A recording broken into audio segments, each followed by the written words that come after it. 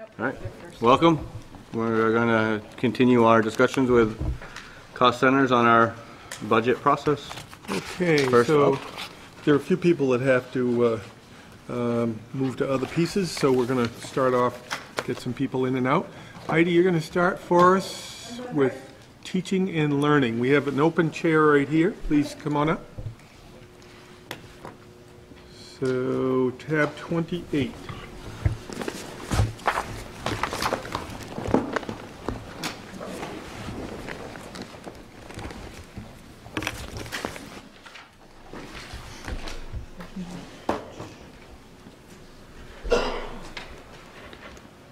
So hopefully this is fairly simple. There really are only a few small changes in the teaching and learning budget. The most significant, I think, is that we're looking for an additional .2 lit coach at the Huzzy School. Right now they've got a 2-day-a-week lit coach, and we're looking to make that a 3-day-a-week position. The other thing that looks like an increase in my budget, when you look at the detail page, is the DESC consultants. There's a $25,000. Yes? Oh. Sure. So that is the District Evaluation Steering Committee. So that really essentially is funds for Ralph Vos and Ron Robert to continue to lead and work with that steering committee group and work on our evaluation tool that we have been using as an administrative team for the last couple of years. So that wasn't previously in my budget, but it's in my budget now. Yep. And other than that, I think when you look through the expense detail in the teaching and learning budget, what you're going to see is basically a continued support of the literacy work that we're doing district-wide. So when you look at contracted services and professional development, you'll see things like Carrie Thurston in support of our KJS and in support of our RTI work within the schools. You'll see some money in there for Lucy Calkins writing. That's a continuation of something we started last year. We trained our 3-5 teachers last year in the Lucy Calkins writing approach. We're doing our K2 folks this year. You also see that through the lit coaches, which is really the biggest component in my budget. You'll see some slight reductions in contracted services and in books and supplies, and a little bit of an increase in some PD for admin around mathematics, which is a new initiative. So we have in your budget now, so the reason for the move on the DESC consultants was because when we hired those positions without knowing who they were going to be, it could be anybody in the area, and both people happen to be retired staff, so we're paying them through payroll, so that moves over into this From contracted services. From contracted services here. And then the other piece, Heidi, is that so we're gonna have 15 days with Carrie, or 16, 15, I think we're at 16? 17 this year, and we're going to be at 15 next year. 15, and we've got 12,000 for Lucy Calkins training. That's a 4-day summer institute for our K2 teachers. Okay. Yep. Right. And did you say what the change was, the reduction in the supplies and books? Yeah. I just said it was a reduction in supplies, books. It's just more the discretionary funds that you and I access to buy materials for admin team or for the lit coaches, you know. So it's nothing specific. We're just reducing that to. Yeah.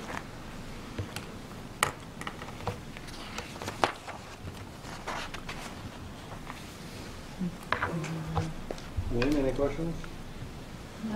Pretty small cost center comparatively. Pretty small setup. So the overall increase is $36,550? Yep. And like I said, that's largely driven by additional time for that lit coach. Which is most of the change up there in the 21,000, right? Or is the change? Yep. 21, yep.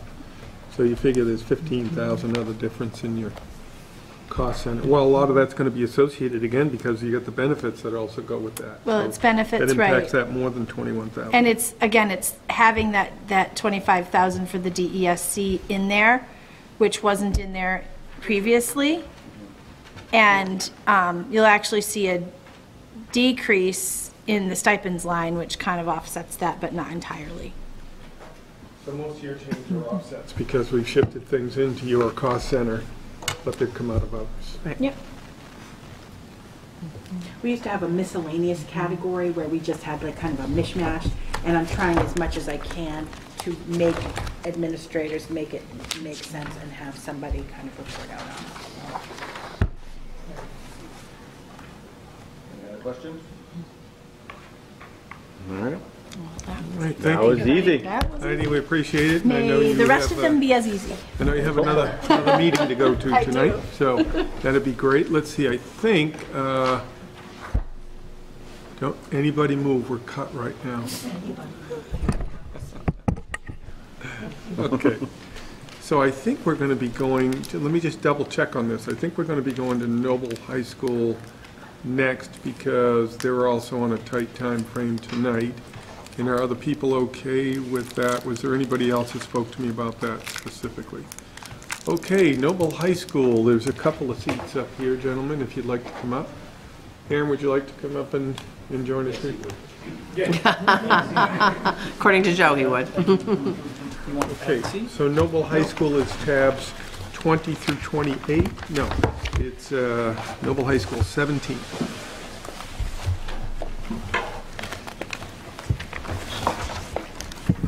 I noticed, Joe, that we have to update your introduction line there. It says, oh, it still says over 1,000 students, but you're in the 1150-ish, so, It will be at 1206 next year. yeah. So, Accurate, just not. yeah, it's factually true. But off by a horseshoe and a half. So we have several increases proposed for next year. One of them is we have a grant for $750,000 from the Engaging New England organization for multiple pathways, which is currently funding our director of the program, and will be funding that position for 2 years, and that was already in existence here at the high school.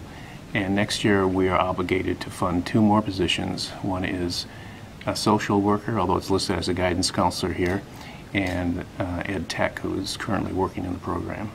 So that requires an increase of 1 FTE counselor and 1 FTE ed tech. We also have a problem with overcrowding in the, particularly in the lower grades, in grades 8 and 9. We have about 250 rising 8th graders and 250 rising 9th graders, and those class sizes are getting larger and larger. The school was really designed for having about 20 kids in a classroom, and those classes will be at least 25 per classroom, in some cases more than that because of imbalanced classes. So we are proposing that we create a 3rd team at 1 grade level this year, and hopefully create another 3rd team the following year, because we know this is going to have a huge impact on the budget. We can do this fairly without hiring too many people. If we hire 2 teachers, we can expand the 9th grade team by moving a couple of teachers from the upper level grades and collapsing some classes. So we could have an entire 3rd team in grade 9 by hiring 2 teachers. So those are the 2 positions you see there. Going down to the expense category. Was that a science and a math? Science and Science math. and- Yep, science and math. Yep. Going down to the expense categories, I'd like to highlight the supplies and books. It looks like there's a significant increase, which there is, but the high school has suggested that we have $105 per student in books and teaching supplies. We currently are spending quite a bit less than that. We're spending about we're proposing $85 per student in books and supplies. The increase you see in supplies is associated with athletics, and Aaron can talk about that in a minute. And the equipment line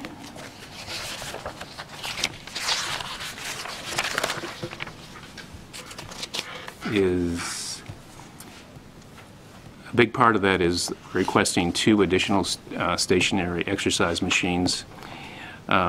Most of those machines were here when the building opened, and a lot of them are slowly falling apart and can't be repaired.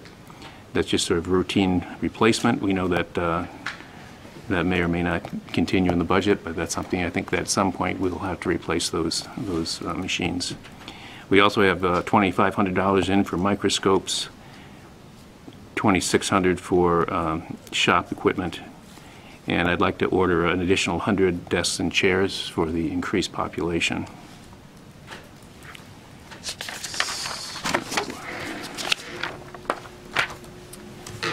Under salaries and wages, I think Denise can probably talk about that. I'm sorry, say it again. Salaries and wages,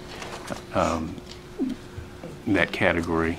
Yep, so are you, by that category, do you mean athletics or? Salaries and wages. Yeah, so most of the salaries and wages on your summary sheet, the 377,000, that's largely due to the 3 teaching positions that Joe mentioned and the ed tech position. Contracted increases for teachers and ed techs, and then the benefits go up along with that to reflect those positions as well. There's an additional $24,500 in there for substitutes and classroom coverage, because that's what we're actually seeing for expenditures. Again, it's So- that shift we talked about last time where we're reflecting what has actually been happening as far as substitutes. Sometimes it's long-term subs or sometimes it's daily subs. So your teacher line, is that for 2 teachers There's or a- 3 there's a math teachers? 'Cause teacher. You said 3, but the paperwork says 2. Well, there's a math teacher, there's a science teacher to round out the 3rd team in the 9th grade. Correct. And then there is a social worker that's listed guidance. Guidance counselor. as the guidance counselor. Correct. So the 2 teaching positions would be, The In teacher, 188, That's yep. the 188. yeah, that's 188,000. I'm sorry, the guidance counselors are on the teacher contract and sometimes I misspeak. So Yep. it's 2 teachers, 1 guidance, and 1 ed tech. And also if you look at the stipends in the athletic category, of course, the lion's share of the stipends in the district come from the high school level, and a good portion of those are in the athletics category. Those are done on a percentage of the base, so that's a contractual piece. And so the 15,646 really represents just the change based on contractual language. There are a couple extras. Couple extras, yeah. Yeah. But for the most Based on part, it's participation. pretty static when you consider the total. Yeah. Yeah, so there's a piece in here that's on purchase services under total benefits in athletics, and I wanted Denise to just speak to that before you talk about any piece to do with athletics in general. Okay, so with our high school and middle school athletics in fiscal 19, they put together their budgets and we transferred that money to the high school account so that the high school could handle the payments for all of the expenses related to athletics. And at the very bottom of your detailed summary page, you will see that there's an activity account transfer in fiscal 19 for $185,700. That transfer covers not only middle school and high school athletics, but also the co-curricular expenses that Joe sees at the school. You'll notice in fiscal 20 that amount has gone down to $63,000. Last year's athletics transfer was $129,200. And again, that's for payment of officials, that's for equipment, that's for uniforms, dues to belong to the MPA and the SMAA, and all of those things that you see up above in the categories in fiscal 20. So We're going from a method where we were taking one line to cover athletics, and it's now split out into its proper categories for fiscal '20. Which, again, the reason for the swap on that is because it's the accounting practices and feedback that we get that helps us to decide how are we going to take care of that account, any account moving forward. So we follow the best practices in accounting.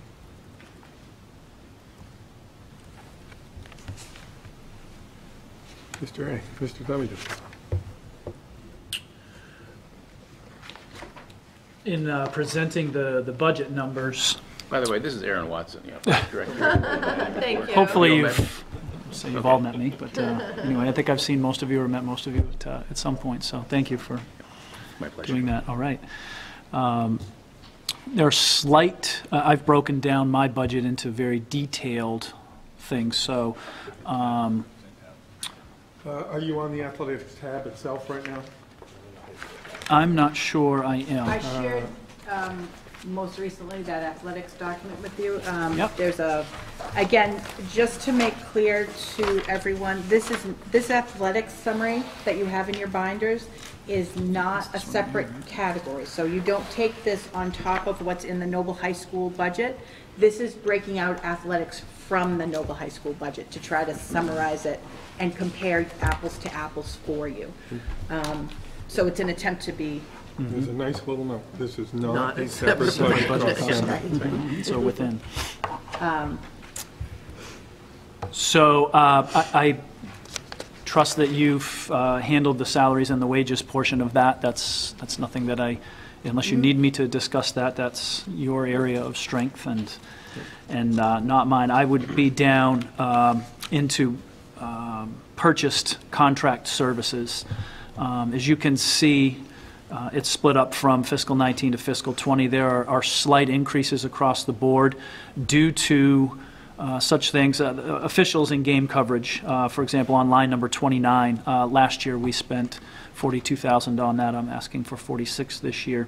Part of that is increased opportunities for kids to play in games and tournaments. Also in that is increased costs to assigners. Those have gone up now within the cost of the SMAA, as well as an overall flat rate fee increase per sport for both soccer and for basketball.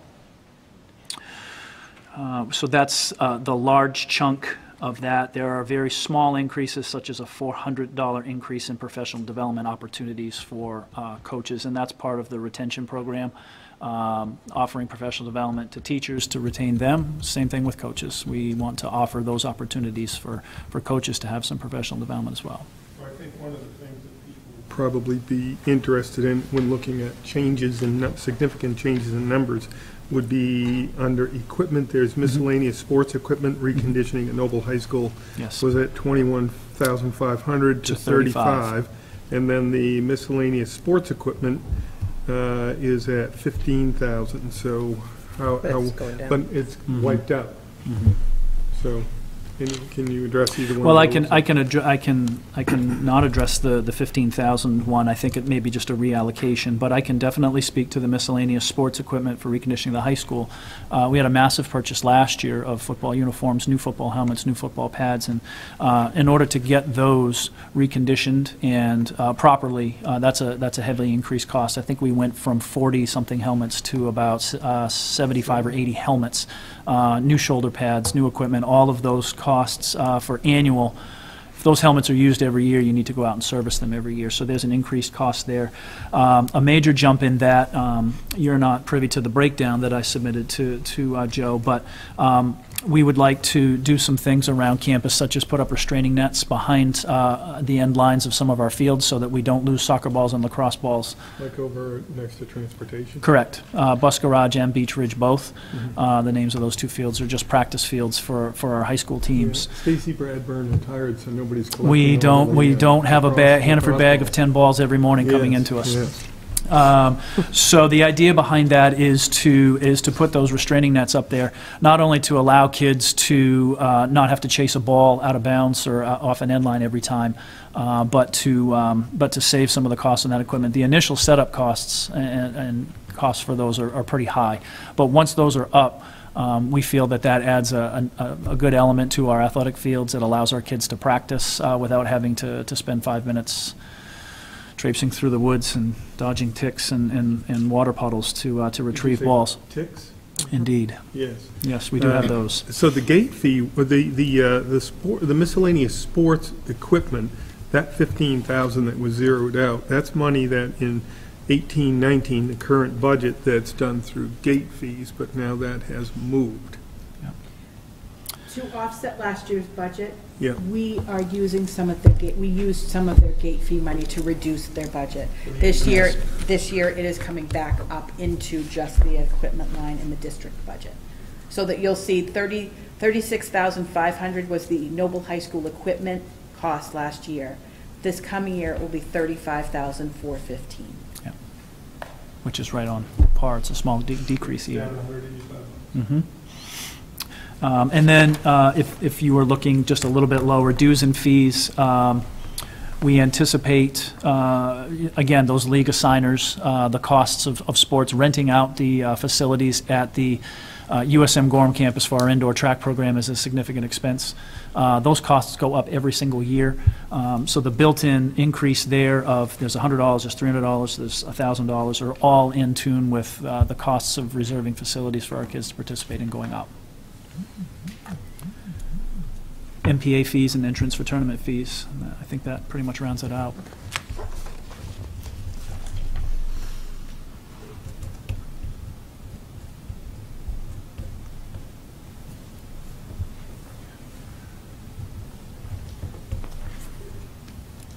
Certainly welcome any questions.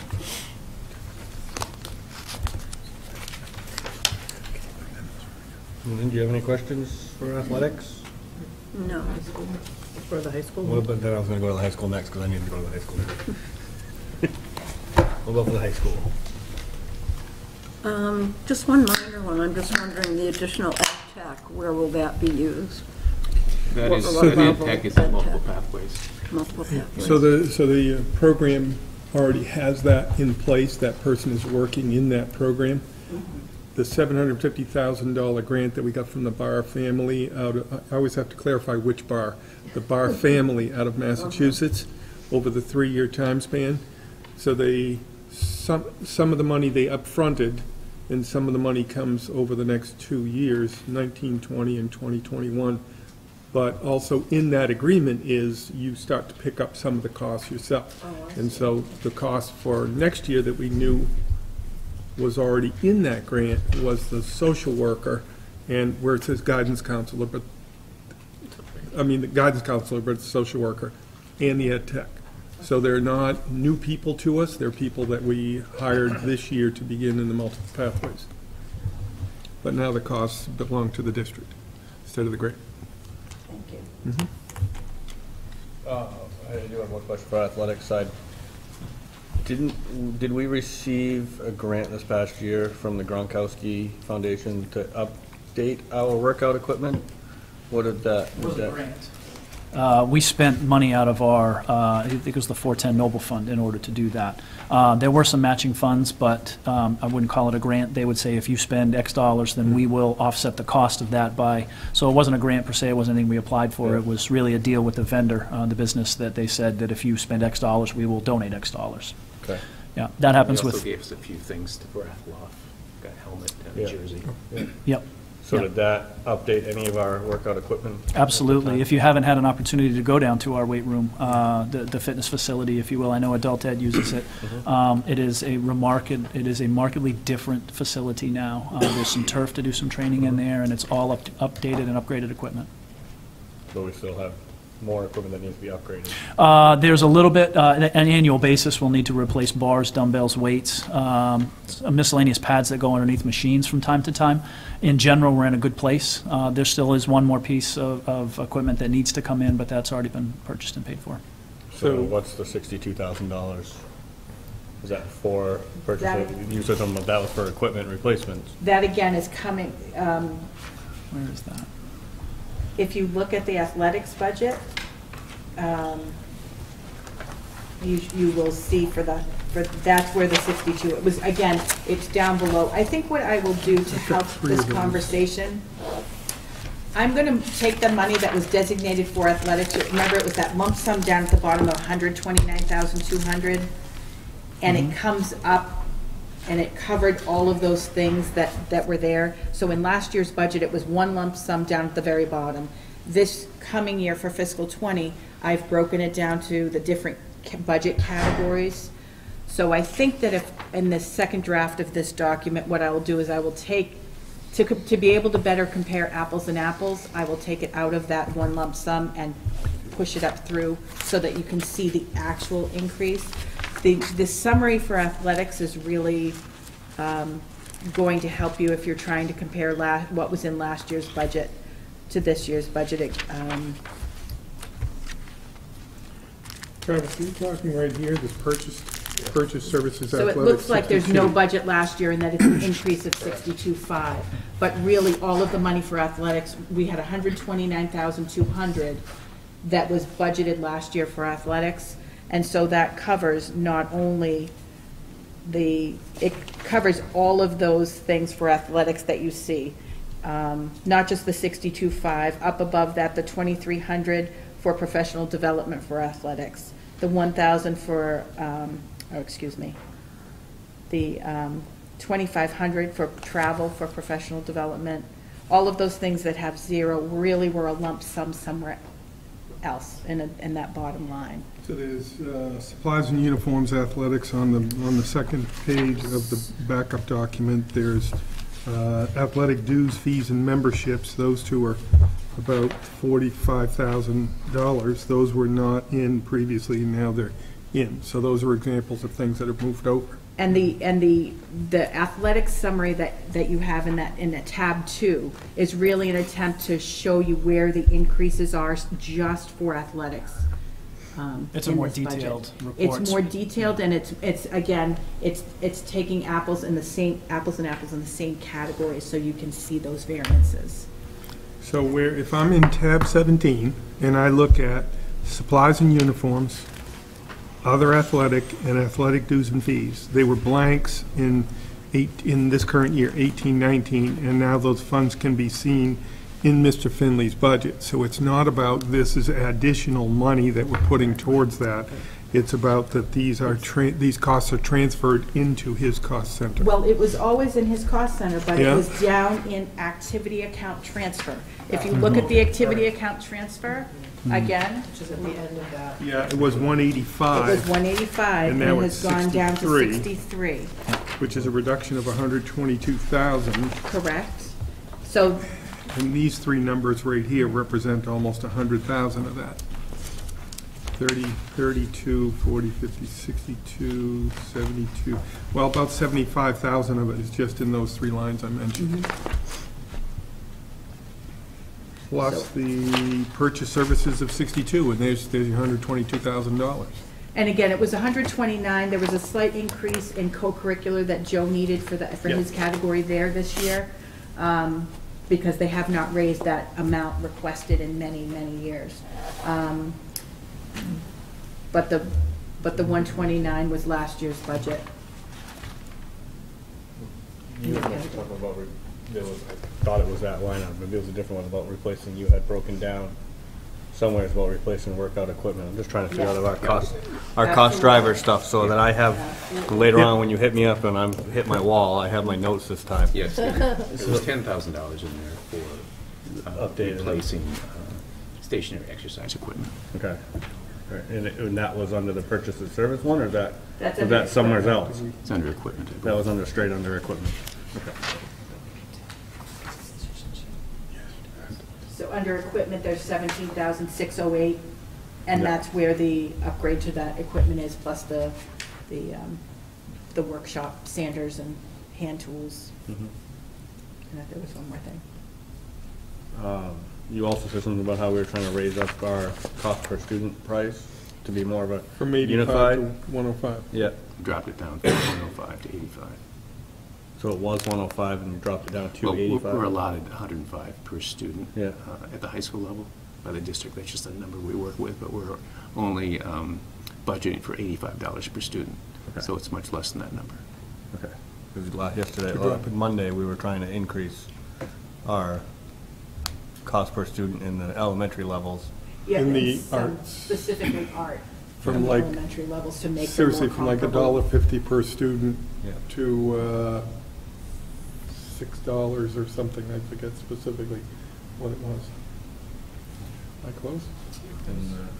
So we try to keep an eye on that. We try to keep some parity between the towns as far as supplies and books go, and then try to make sure, again, usually the high school and the middle school try to have a similar kind of view on spending levels. And losing the $10,000 in textbooks is gonna hurt. Not this year, no. So it's gonna be 20,000 next year, though. Depends on what our needs are. Okay. Well, and I'm always curious about the open education resource, what kinds of things are online, and free resources and so forth, and then what does free really mean? Yeah. That line traditionally, 5 or 6 or 7 years ago was about double what it is today. Because everything should be coming out of Chris's budget. It should be. That's our plan. He's our textbook supplier now. Next. All right, any other questions? All right. Okay, gentlemen, thank you very much. We're going to continue with the fund. We're going to move into special education. Wait. Oh, I'm sorry, before Susan comes up, Sue even handed me a note to say, let's make sure that we look to see if there are any, from the first two presentations, other items that you wish to make sure land on the decision sheet for people to think about. We're gonna do it after everyone. See, I was prepared to take notes so that I was ready at the end. Oh. Well, that's So I okay. get I the think, two. I think it's good for, we'll review it afterwards too, but if there are things that stick in your head right now, let's put it out there. Team? In ninth grade, the 2 additional teachers. Two, yeah. I had 2 different additional teachers as a decision aspect. And then I had the replacement of the workout equipment as well.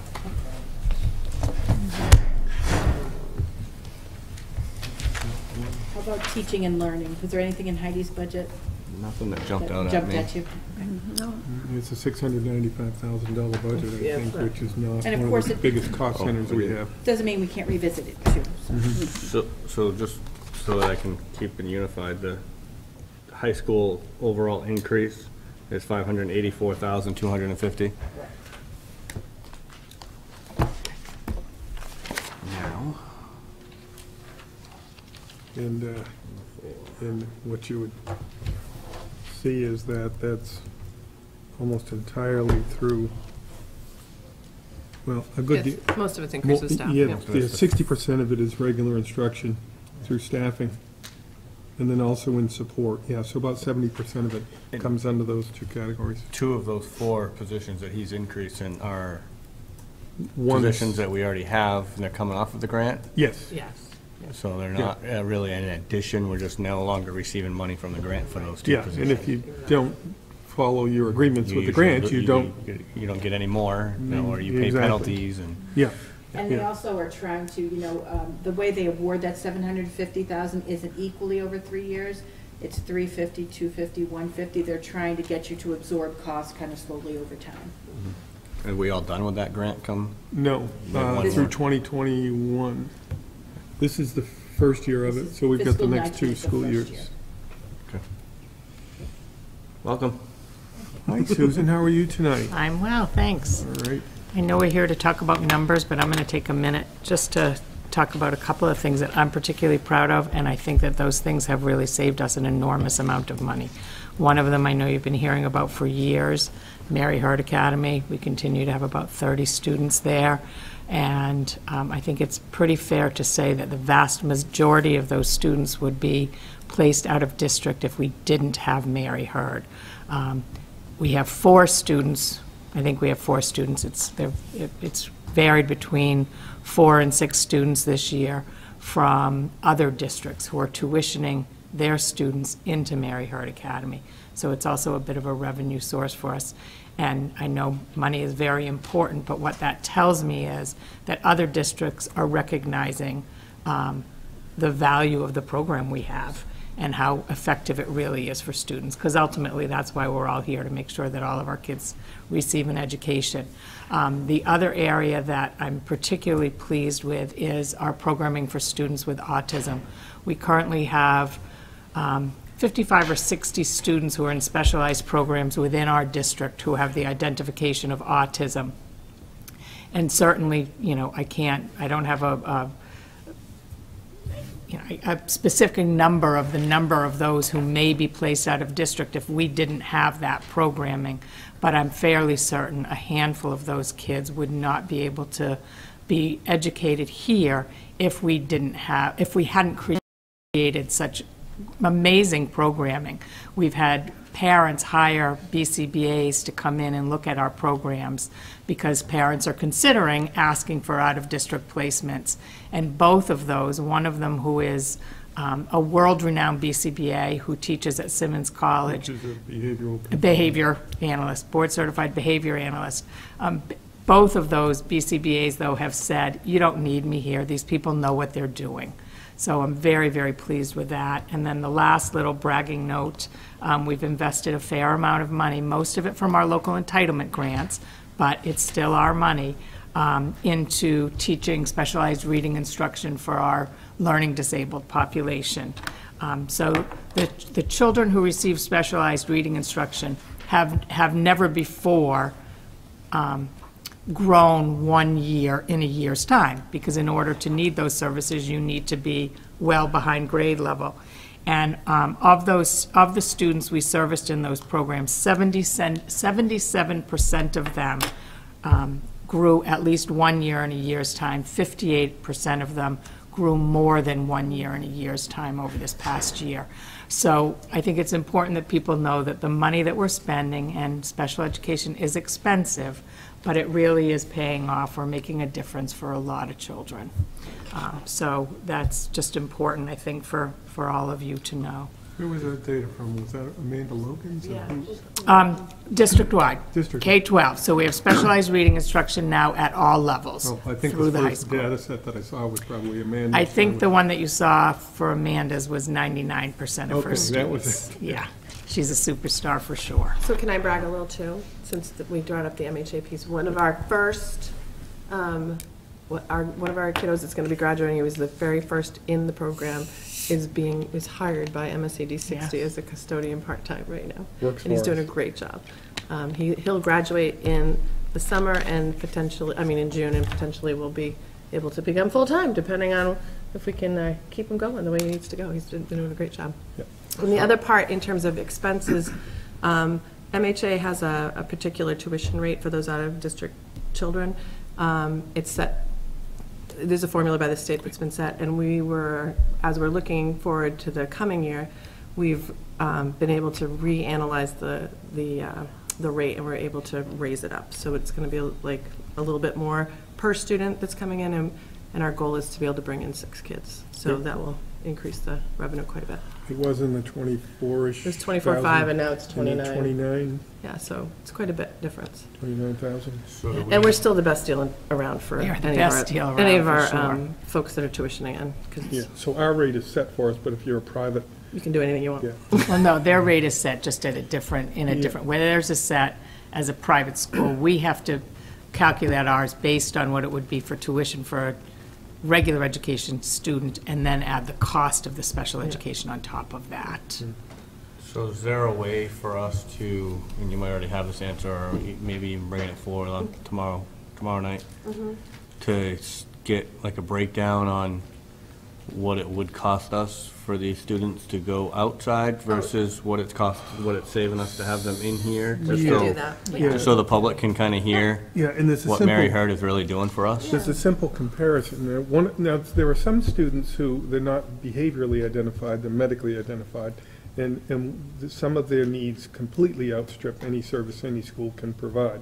But for the students that we're able to keep in-house in 2012, we were averaging $43,000 per student, and now we're at 24.5.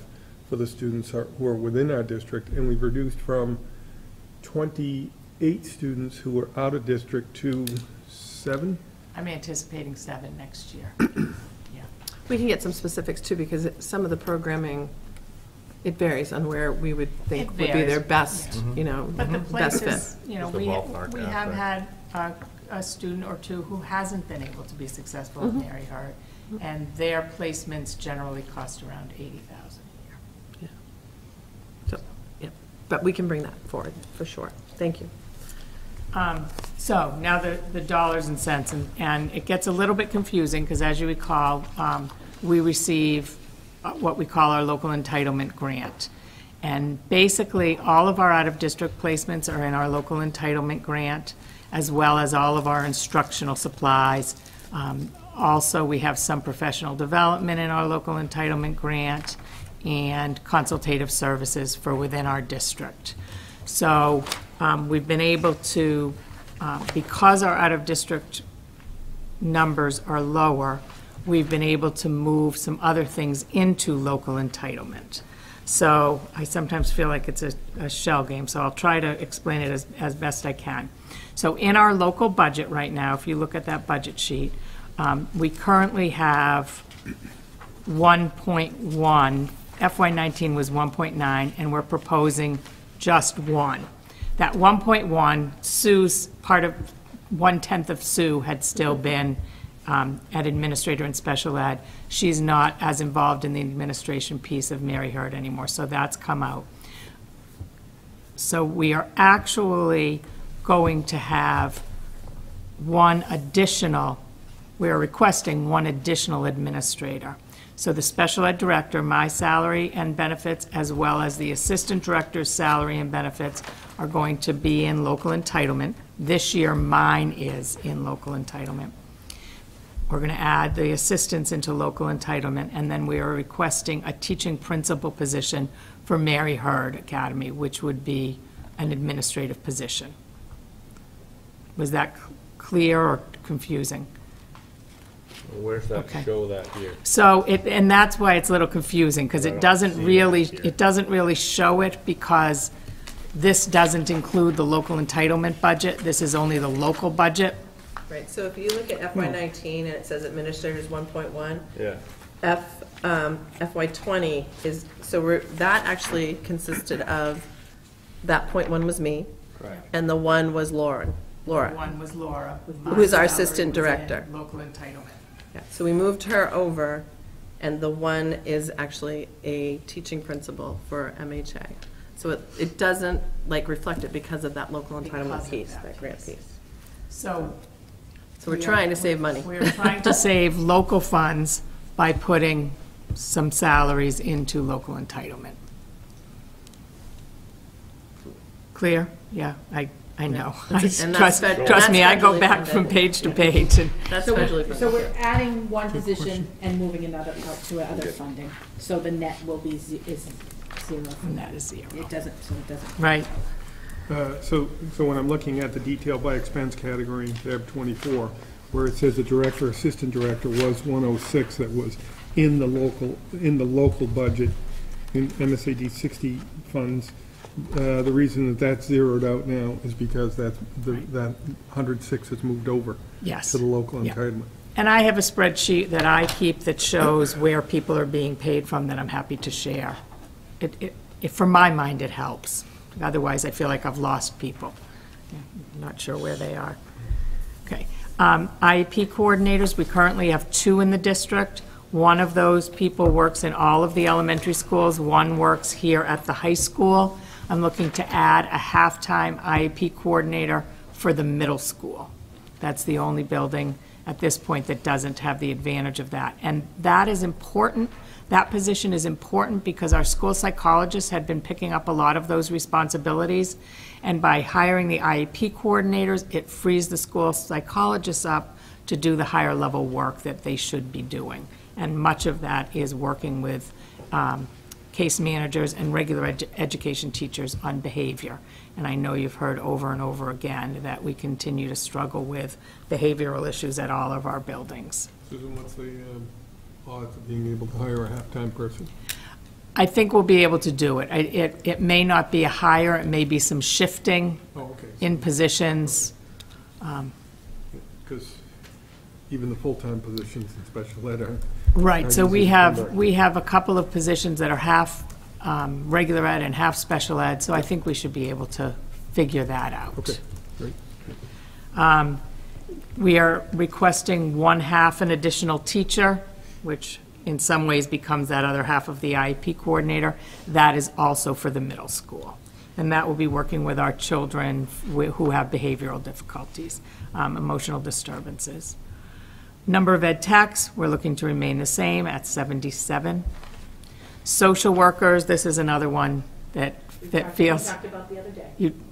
You've talked with this group the other day, okay. So in reality, we are adding just one social worker to serve. No, we're not. We're actually adding a half a social worker is what it boils down to. Because the social worker at Knowlton School is going to be absorbed at Knowlton and Hussey School is going to be absorbed back to be. Already done. That's done? Yeah. Okay, so I can stop talking about that. Yeah, it's just one. Right. So we're adding one social worker that's going to be K-5. That's right. Shared one day at each of the buildings. Not K-5 completely, it Or- won't be Lebanon. Lebanon's going to Okay. stay with the same model they have, but the other 3 elementary schools. Okay, and then the other .5 is the shift with someone out in Lebanon. When Patty presented her budget the other day, we had someone that was coded 100% guidance. But should have been And she coded. should have been half guidance, half social work for special ed. So we have reflected that change. So if you look at the Lebanon budget, you will see social worker, guidance counselor going down a half. And that half is coming in here as a social worker. It's the same person, it's the same pay, there's no increase related to that. It's just where it was just a coded. different code Yeah. to reflect what the person's doing. This is easy, physical therapy, I'm sorry, did you have a question? The OT, is that a contracted service, or which one? Why am I thinking that one of these is a contracted service, OT to PT? Which one is it? They're on, the PTs are on the PT and the OTs are on a different contract, but they are not contracted services. Okay, all right, They have the same benefits as teachers. great, thank you. Physical therapist, easy. We have one, we need one, and that's that. Occupational therapist, same. We have 3.8 right now, and they are meeting our students' needs. Psych service providers at 3.8. We also have a psych service provider who is being paid out of local entitlement, as she was this year. Speech therapists, we're going down. We had a number of speech therapists whose families got larger this year, and some people have requested to work fewer days, and we think we can meet the needs of our kids in that way, so that's why that's going down. Clerical staff is staying the same, and we've talked off and on over the years about permanent substitute, but have not ever done it, and so that's why that's in there. So overall, we are looking to increase by 1.6 positions. And I'm just looking to see if that's real. And I believe that is, when you look at both budgets. And then the rest of the special education budget is pretty minimal. We pay some contracted services through the local budget. Most of that is paid for by local entitlement, and then the $66,000 is our, I'm missing the word, say it again. Our contingency fund that That's going up. Denise and I have talked about the need for. Yeah, so that's going up $11,000. Hardware was down 12,964. It's just something you're not in particular need. We of. we did a lease, so that's why that has come down. We must be in the cycle of the lease where we are not in as much need for that. So at least paid off. Yep. Most equipment in budgets is are not numbers that just carry forward year to year. When we build our equipment budgets, we really look at each department in school and say, what do you need for the coming year? So there are often swings in the needs of the different And some cost of our centers. equipment is also for specific students. We try to take that out of our local budget because of the criteria that the state puts on if we take it out of our local entitlement budget. So OT stayed flat at 3.8, Yep. and there's a $26,000, almost $27,000 increase in the cost for salaries and wages. So is that because there's some different contract rate on that? Yes, we looked at our OT, and we looked at our OTs and our speech therapists, as well as our school psychologists. And because they negotiate their contracts individually, over the years, we found that they had fallen behind in terms of their salaries in comparison to a teacher's salary. So the educational requirements for all of those therapists are great. And we felt that their contracts weren't reflective of their value to us. Okay, so the change in that number represents? Yes. The narrowing the gap? Yes. Okay. To what, a midpoint of the county, or where? We did do an analysis of what the county is paying, but also really compared more to what our teachers were earning in comparison to them. And some of them had fallen below the teacher scale for the year's experience they had. So are these contracts that should be coming in front of the board, like our other contracts do? No, there's no legal. There's no? Nope. Just a clarification question. The ed techs that you see, or ed tech positions that you see in the other school districts, other schools' budgets, are not the same as the ed techs that you see in the special education Right. budgets. Regular ed versus special education. So when she talks about 77 77. ed techs for next year, she's talking about people who are Dedicated largely just to- associated to a specific student's individual education plan. Right. Whereas if you were at Huzzy, you have some educational technicians who are under the regular ed budget because we have Title I funds that come in that they can use at Huzzy, and you can use it at, we can use it at Lebanon, but North Berwick, for instance, doesn't qualify for Title I ed techs, so they don't have the regular ed people that doing the same roles as the other schools.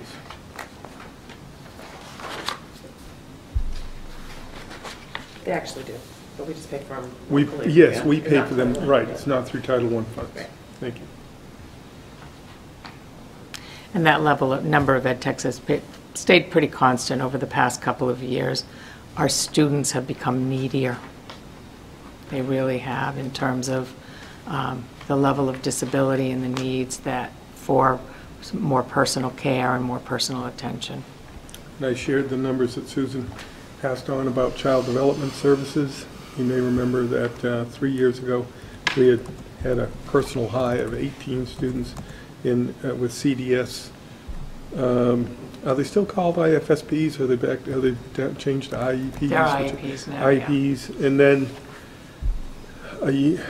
2 years ago it was 22 students. Last year it was projected to be about 40. I think that may have turned out to be 38-ish ballpark, 37-ish.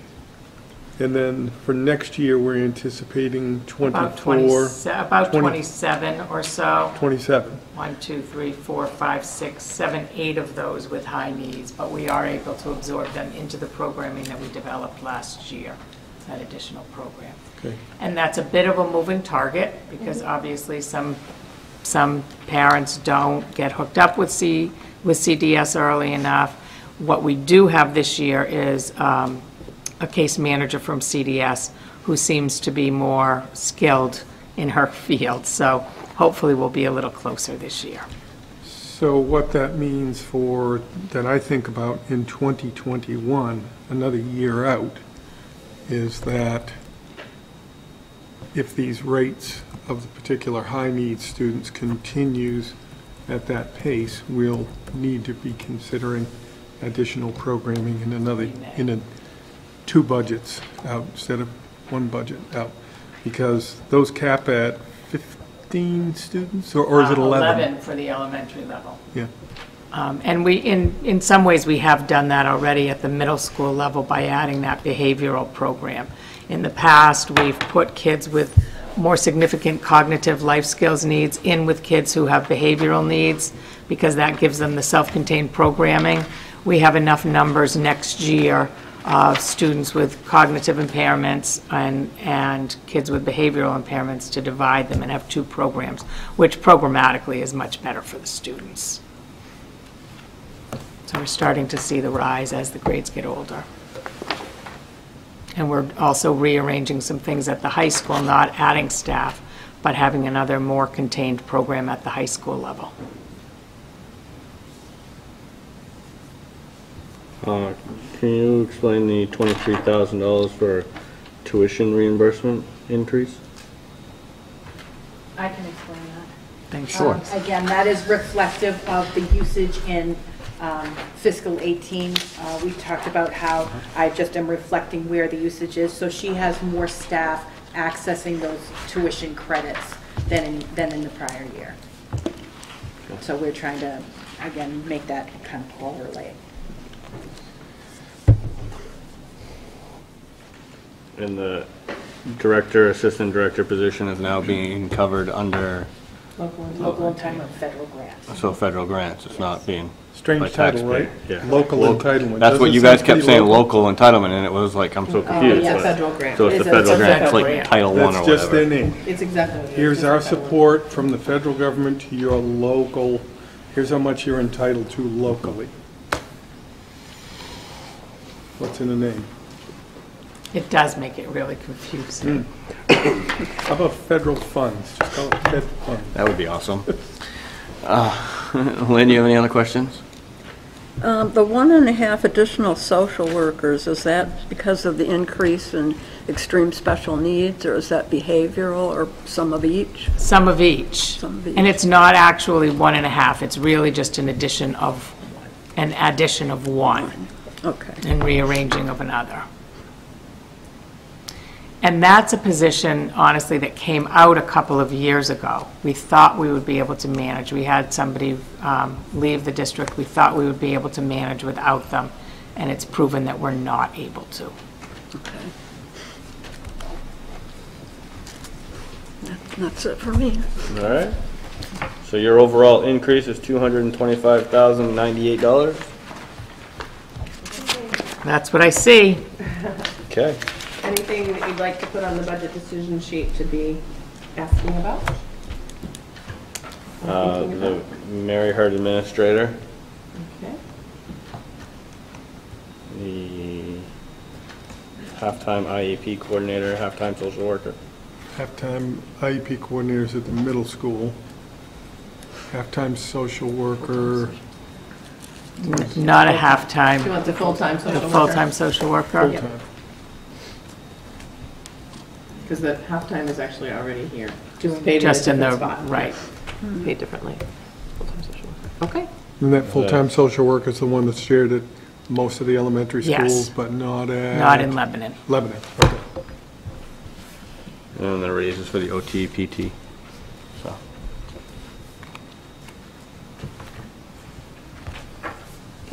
Good, That's it. thank you. Thank you very much. Okay, how about we move on down the road to transportation.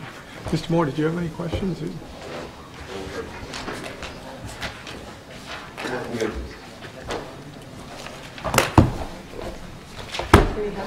He did. Still working on it.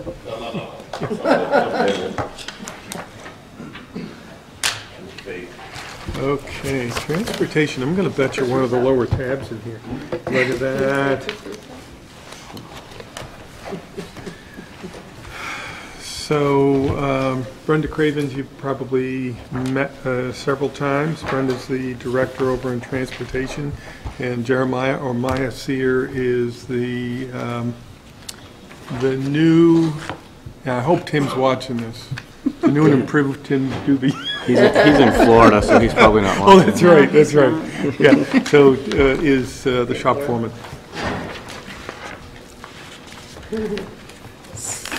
So, as far as staff goes, we have an increase in our, if you see the .40 increase fleet maintenance supervisor, that's due to the fact that Tim was 3 days a week and Jeremiah is full-time. We have an increase of 1 bus aide. At this time, that's for special education, and that's, as Susan said, that's a moving target. And I think that's... We currently have 9. Yes, we currently have 9. This is reflecting what we have. Yes, thank you. So when you're talking about the change in, like, the fleet maintenance supervisor, so the first thing we did last year was try to figure out how do we go from a part-time person, because Tim had been with the system for a number of years and he was probably not really doing part-time, but that was what he was hired for. And so we tried to figure out how are we going to be able to bring somebody on board. We set a rate. The rate that we happened to set for that was, just off the top of my head, I think it was like 17 cents more an hour than the mechanics that the person was supervising. Maya came over from the town of Berwick, and Travis thanked me for that. And so what we are trying to do in the second year out from that is to adjust that pay so it's a reasonable piece from between the transportation director, the shop foreman or fleet maintenance supervisor, to the mechanics.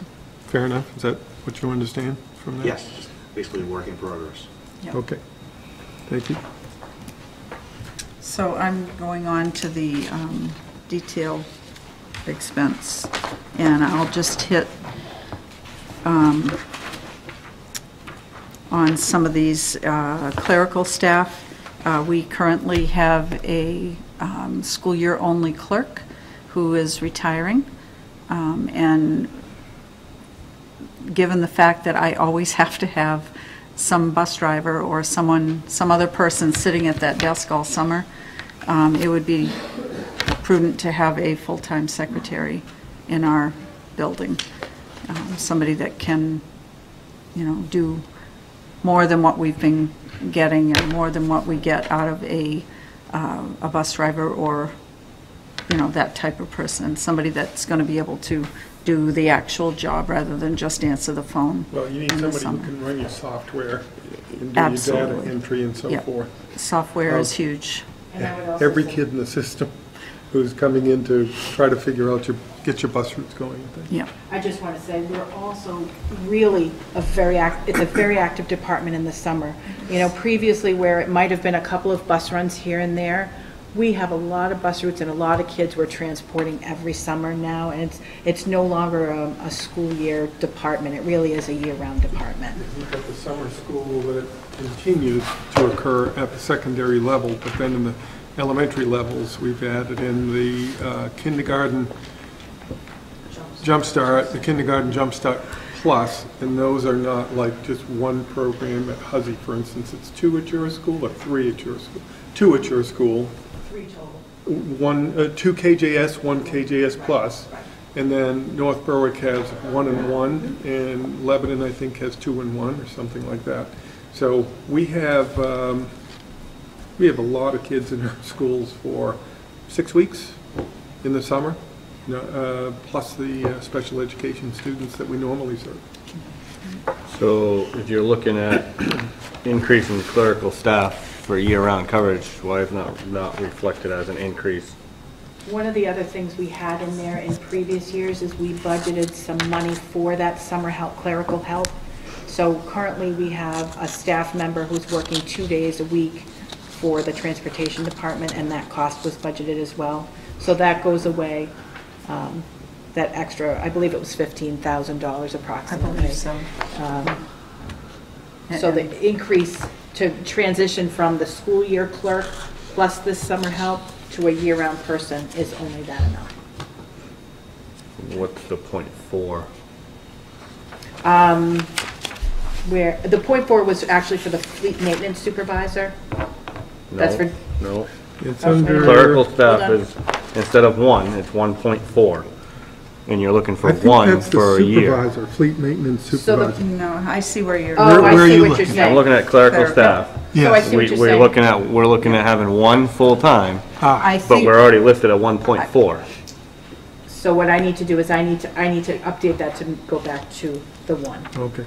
That didn't get updated. Nice catch. So that's gonna cut That- back some of the costs over here too, right? It's not going to cut back cost, it's simply an FTE count, right? So we had we count, the school year clerk, we counted as 1 person, 1 body. So it just says it's a mistake on this page with the It's the FTE full-time equivalent count is the versus, but change. it's not a financial change over here. Correct.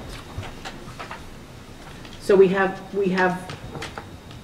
that person working 2 days a week, which is a .4 person. We have that we're not going to have for the coming year. And then we have the full-time school year person. So we have 1.4 total bodies working in clerical right now. We will transition to one year-round rather than 2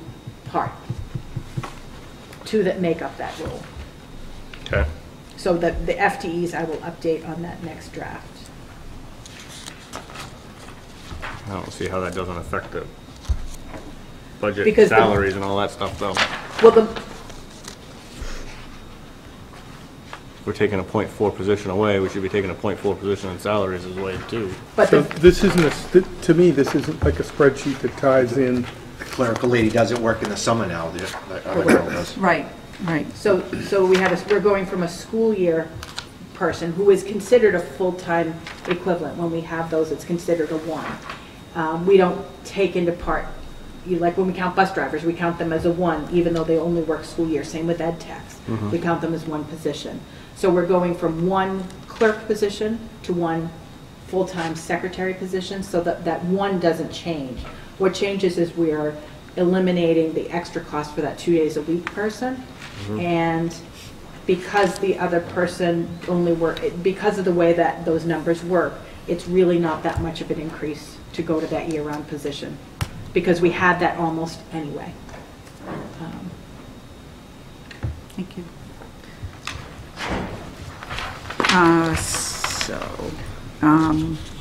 The increases, of course, the budget for the wages is all due to the contract negotiations. I do have an increase of $5,000 in the overtime wages. We have been very short-staffed when it comes to filling in when people are out. We've had an awful lot of people that have been very ill this year. So we've got some folks that are putting in overtime. We've had not just long-term. like flu things where Right. people are out for a few days, but it's been, there's been some medical things that have meant that staff have been out for prolonged periods of time. And what I'm finding is that Brenda is driving on a fairly regular basis. Terry Baldoff, who's the safety coordinator and backup in the office, he's driving most days. Is Mike Heath driving Mike in the Heath afternoon or has something? been driving mornings and afternoons. Mornings and afternoons. Because we just don't have enough people, and Jeremiah has Mine, been driving. Yeah, I drove. So we're Driving. pretty much emptying out the Yeah. place to cover bus routes. And we've had to combine a couple of routes. We've had to, it's been, Yeah, we've talked about that with the board, that we're able to cover our routes with full-time staff, with what's considered full-time staffing, which is not very typical for our surrounding communities. But while other districts can't find people to cover their full-time, we're not going to find people to be spares. They can get full-time, they can get part-time anywhere they want it. yeah. So there's no need to sign up someplace as a spare. True? True. Let's see. We went up a little bit in contracted services. Those are, there's many different things that are covered under contracted services. We send folks out for physicals. We send folks out for random screenings for drugs and alcohol, and the district is responsible for that. So that's the fleet screening? Yes. Drug testing, and then Cintas, we also send things out, but that's Cintas is, contracted. they bring Is that the rags and things like that? Yes, or- they, Medical supplies is Right. cabinets. Okay. PD, I did go up on the PD line. Professional development. Yes, professional development. Our mechanics have not been offered professional development since, I can't remember, since before I took the position. Jeremiah's come in, and I absolutely agree that those guys need some professional development.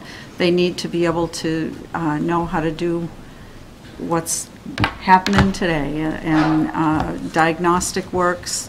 They need that training. So I've increased, that's what that increase is for. And Jeremiah will need some professional development as well. Well, that's not all, wasn't there, aren't we seeing more people going to the We do have more professional people. development summer Yes, event? we do have more people going to the summer school bus driver state conference. That's very good information that they're getting up there. We have a larger number of drivers and bus aides that are interested in doing that. There are also a larger number signing up to go to the regional event, which we're hosting here again this year.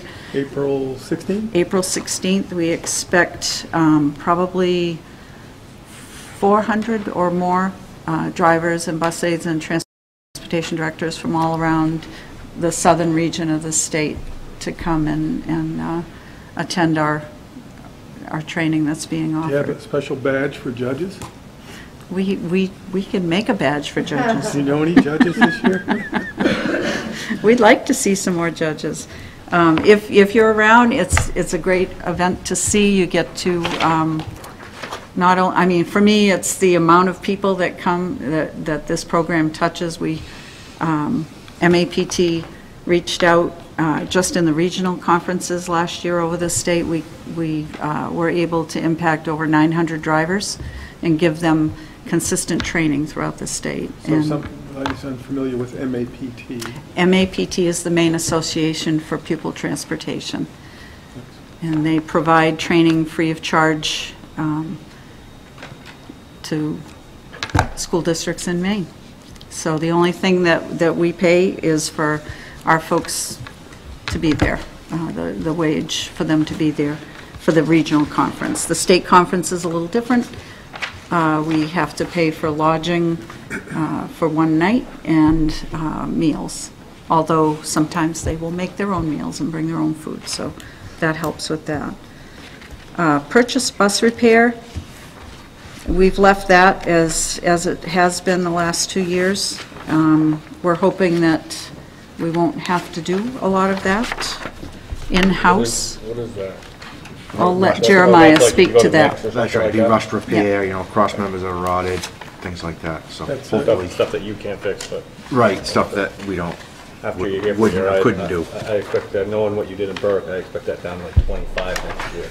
So that's usually like mixed garage or Yeah. something? Right, they do the body work and things like that, you know, get into frame repair, you know, Yeah, well, we were Body seeing the panels. delaminated that's right. frames and so forth. Yeah. So they And get as our into, fleet ages, and, you know, if we're keeping on top of our bus replacement, these numbers can That's come right. down, but if we start scaling back there, that's where we. one of those buses that we had showed you, I don't know if you were there or not, but one of the buses had been over the mix that prior year, and it was like $17,500 worth of repair. And it's an old bus that's still an old bus, so it just never ends with the rot and rust. So if we can get rid of these older units, it's really going to help with that part of it. I think that's also in the line under supplies and books, Maya, it says bus repair parts and supplies is going to be up $11,000. And I got a feeling that's related to the age of some of our Right, buses as well. correct. Yeah, we currently are still running some 2004 buses. Are those the? Freightliners. Yeah, Freightliners. Okay. And those are,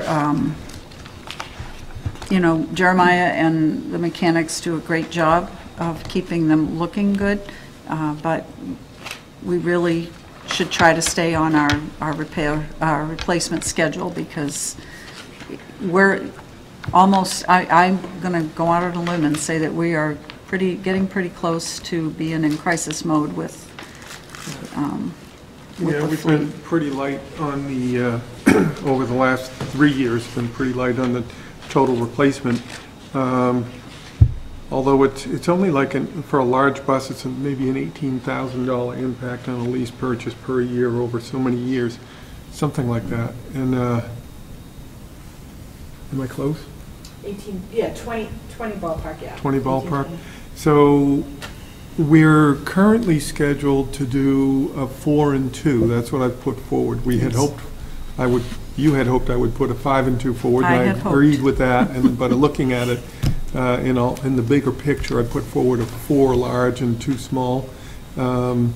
We have 1 small that's currently in a shop that needs some major repair, but we will be getting that back, right? Yes, sir. That's not totaled out, so that was really good news That for us. was excellent news. That's insurance claim too, right? That's right. Yes. Absolutely. Yeah. It's not, I mean, Body right it's now. an impact on us right now, but it's not an impact us in the long run. Yeah. Correct. Yeah, we won't be out of bus for the rest of the year and not be able to, and have the money from the insurance and not be able to do anything about it till the next year.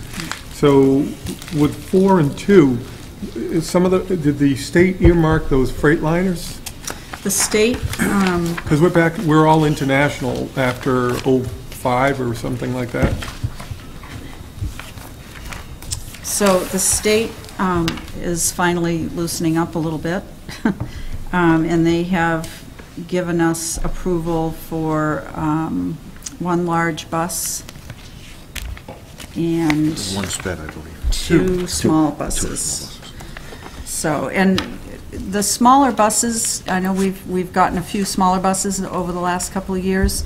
Our small buses go way more mileage than our larger buses do, and the older small buses, most of them have over 200,000 miles on them. And they're not that old. They're not eligible according to the state, but they are small. high mileage for the small ones. And they're regular gas? Some are regular gas, Some some are are diesel. We're trying to phase, on the sped buses, we're trying to phase out the diesel engines and gonna go all gasoline. So we still have a couple of diesels right now, but hopefully once we get these new ones coming in, it'll be gone. How are we doing for handicapped accessibility busing? Currently, we're doing okay with that.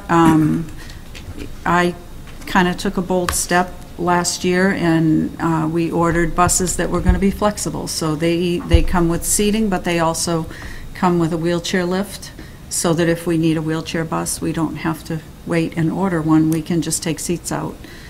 So that's been a good plan, I think, so far, because everybody's got a ride that needs it, and if we have a bus that goes into the shop, we can just take a couple of seats out and replace it with that bus as a sub.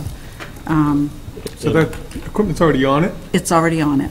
All right, so it's nothing you got in a box sitting someplace Nope. crowding up the They're shop? ordering the buses No. with a wheelchair lift. Oh, yeah. lifts With on the them. wheelchair lift. And so- these new buses have track seating, so basically the seats Yeah. are in a track, and so those are great. You They can come pull them right out, reinstall them, so it works really good.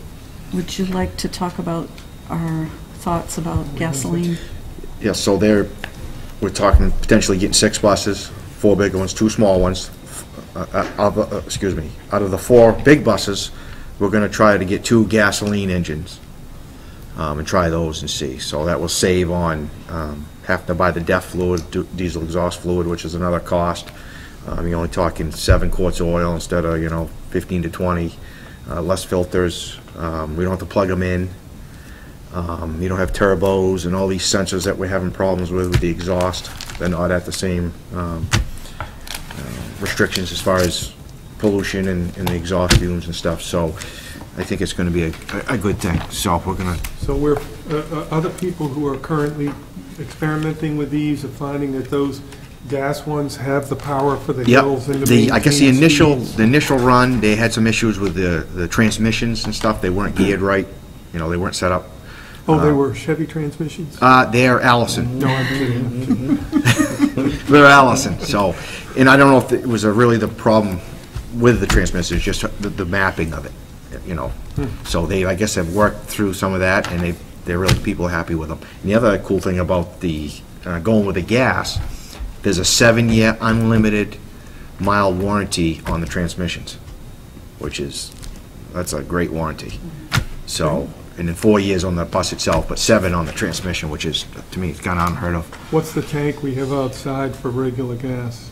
That's 2,000 gallons, so it's not, we got the big tank for the diesel, but the gasoline's small. But they come a couple times a week or Okay, whatever. so we're not worried about No. them being able to come and make No, sure because you're we- only adding really a couple buses anyway, so potentially 4 if you count the 2 speds, because they're gonna replace 2 diesels, so. Okay. So you're talking 4 units, so, So just for future budgets, we'll have to keep an eye on that tank size. and that's right. perhaps upgrade And then the if down the tank road we really size. like these gas engines and we Yeah. decide that's how we're gonna go, then we'd have to look at something, so. What are we currently doing with DEF?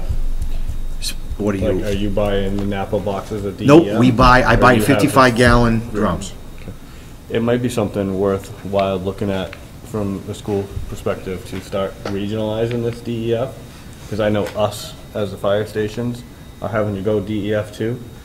And I know that, I believe the plow trucks are all going That's right, with and I did the DEF. same thing, Broke, I bought So- 55-gallon yeah, drums. So we should really maybe we could look into getting into a, Yes. 2, 3, 4,000 gallon tank. The That biggest we can all problem, start sharing. So I'd be curious to look into that because we're part of a regional service center that includes 6 districts right now. DEF is diesel exhaust fluid, so these new diesel engines require a fluid added into the system. The problem Separate with, gas line. the Come pro- on, Sue, right, you should know that. the problem with the DEF, you cannot store it outside because it's mostly water, so it freezes. Oh, So it has to be, if it's outside, it's gotta be heated. Climate control. That's why, mostly water? yeah, Super helpful. I wouldn't have thought that was too good for your gas so, lines. but- that's why Well, it's the not, units it's the- have heaters and it's the stuff on them, exhaust, not for the so. gas. Oh, right. So that's something you gotta think about. But it is cheaper to buy it in bulk if you can. Yeah, it might be something, I know the towns, it might be something reaching out to the towns and our little tri-town meeting we have some point in the near future, if I didn't already miss it. 14th, Yeah, might be what's today? discussing, I have no idea. 13th. Yeah, it might be worth discussing a regionalized and DEF setup. Because we all need it now. Where was I? So as the professional development line went up, so the travel line had to go up a little bit to help with that. The other thing that we went up 5,000 on is purchase private transportation for homeless and out of district. We just don't have the staff to take care of all of our homeless students.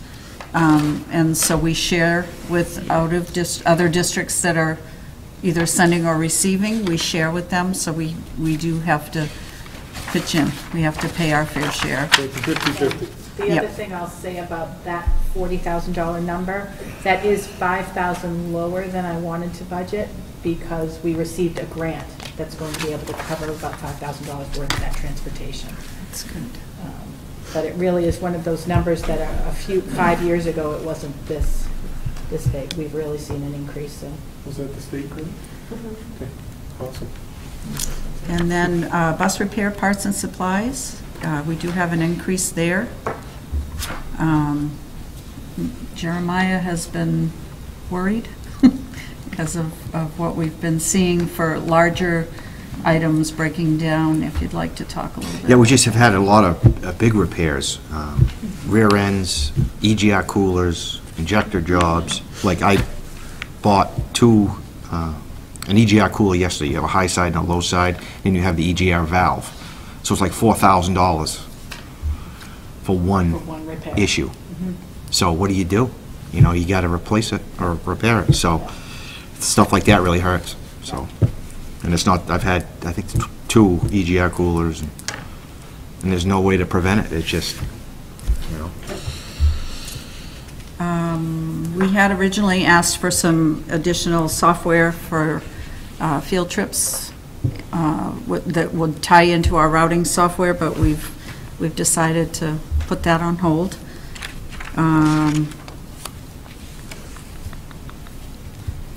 So, and then. That equipment, that 4,000 is for the AED and the Oh, cabinet? yes, the AED. We have been without an AED. We've seen some Had a couple folks. of situations. We've had a couple of situations. We feel like we really should get on this. It's been in the budget a couple of times, and we haven't followed through and purchased it for whatever reason. So that is back in the budget. Have we reached out for donations? I know York Hospital is usually pretty good at donating AEDs. We will look that. I will look into, They're a somebody- nonprofit hospital, so they donate stuff all the time at certain times of the year. It's just a matter of hitting them at the right time. I know we have received some in our town. They're something that they will do. That's Okay, great. I will I take a wouldn't have look known at that. that. I know in the past, one of the issues that the school nurses had with those is that they weren't the same as some of the others we had, so the supplies and everything were more difficult to get or something like that. So I'll just keep that in mind. If you go with Zoll's, you actually connect to all the emergency services. I don't know what that means. What you Souls. have now, if you use an AED, Zoll is the brand. Okay. That's what we all use as emergency services. Okay. If whatever you guys have now is not a Zoll, it's some random company that I've never heard of. So if you apply an AED, Yeah.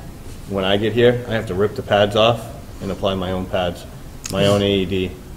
Yours is good for that point in time, Okay. but it's not good for when we get there. So So in- if we're universal Zolls, or I believe North Berwick is also Zolls, I know we are in Berwick or Zolls, Okay. then we don't have to keep changing out pads, we can just use the same pads. And then we can replace your pads that you use through our billing of the patient, Yep. instead of you having to buy your own pads and us replacing our pads through the billing of the patient, Uh-huh. and you being out of luck on your own pads. Is that like Z-O? ZOLL. Yep, Z-O-L-L. Okay. Really good Okay. information. That's great And information. Denise, just to clarify for me, proposed bus lease on the bottom of page 3 of 3. Yes. It lists the $112,000 for the 4 and 2. Yes. The reason that Brenda had mentioned, we've got state subsidy that we've been offered for 1 large and 2 smalls. So somebody could look at that and say, hey, wait a minute, why are we taking out a lease on all, on large and smalls? Why aren't those offset? It's because the state funds that we are offered don't come until a year out, so they come in the 2021 budget. Correct. So the bus purchase cycle is a 3-year cycle. You apply for what buses you want replaced in 1 year. You are approved in the next year to purchase them. And in the 3rd year, they give you subsidy toward that in the state subsidy calculation, in the ED 279. So we always have to put the cost of the buses and the leases here. And then the revenue for that will just come through the state subsidy formula when it comes. Okay, thank you. Any questions? Lynn, you have any questions? No. All right. All right, so if we So could, your overall yeah, increase is 266,641. I have Proposed increase? 791. Hold on 1 second, let me see See, if I... this is why I do this every Yes, I'm time. glad you do. Mine was revised 3.5, so. That's what mine is too. Hold on 1 second. Let me just make sure. Yeah, I must have a $150. formula. There's a $150 difference. Yeah. So let me right, check. so you're going to check on that while I we, found it here. is that correct? One moment, please. Do we have I will 2 really departments hurry. left for tonight? We do have 2 departments left. So let's do And plus, we decision have sheet some quick. others that like debt service and so forth that we're gonna do. It's only, So we're at 4:30 right now. it's only So you- 4:30. So let's head for a 15-minute break. 15-minute break to get a bite to decision sheet eat. quick before we let you guys go? Do you have Uh, questions about? The only one that I had was the 4 large, 2 mini Okay. buses. No. No, just No. for the decision sheet. For the yeah. decision sheet. And Lynn, did you have any question marks for the decision sheet? No. I saw the underneath of those buses. I know we need buses, so Yeah. I don't have a problem with this. Yeah. Thank you. That was, I thought that was very helpful, so. All right, So- thanks. So I we're see, gonna I take see a short break. 266, 641. So it's 266, 641. 266, 641. Moving right on to technology with Chris Russo. We're on tab 29. Mr. Moore, nice work. I'm going to focus mainly on the second page, the detail by expense category, and just kind of talk through those. The first change in salaries and wages is a decrease in 26,987, and that's primarily due to just staff turnover. We had some wonderful longtime folks retire and a couple move on to other opportunities. And in the meantime, I've hired some new folks who are also fabulous and working out really well. So decrease just reflects bringing in some new folks. If you look down under contracted services, we got an increase of 2,000 to the PD line, and that's mostly associated with the cost of training these new folks. I sent Mr. Morrow who's our new database administrator, who replaced Ralph Vos. Sent him to Infinite Campus boot camp, basically, level 1 boot camp this summer. And I'd like to be able to send him to level 2 boot camp. And not that he's not doing a great job, but there's so much to learn in that Infinite Campus product. I also would like to have my installer become fiber certified, and that's something that when we have an outside company come in and do fiber certification for us, it costs us about $1,200 per fiber line. And so if I can start by getting them certified and then eventually buy a fiber tool to do the determinations ourselves, when it comes time to upgrade the high school fiber, we'll have a significant savings. What's a fiber tool cost? This is not something you just have on a belt. No, this is anywhere between $7,000 and $20,000. So that would be something that I would look possibly to share with the other district in the future. Mm-hmm. But having one pays off over time for sure. I also have been pushing my staff to become A+ certified, Network Plus certified, and Security Plus certified. And they've been working through those training courses. So there's some increases there on the PD line. The next, there's a decrease in software agreements under transportation, and I think that's reflected for the difference between Traversa and TransFinder. I think that makes up for that 9,000 decrease. Can I back up? Sure. Contracted services, MSAD 35 staff. So this is when we share that staffing, our 50% of that cost, you're saying it's going to be a $1,500 increase in that line, right? So if somebody Correct. looks in here and says, why is there a 35 thing? It's the shared staffing. Correct. That's a network infrastructure person who's shared back to us. Great, thank you. Yep. You want to keep going with what you were saying about Traverser and so forth? Yeah, that software agreements for transportation is just a decrease from last year. We had some startup costs in Traversa. There was training and initial startup fees for the transportation software, and this year those costs go away.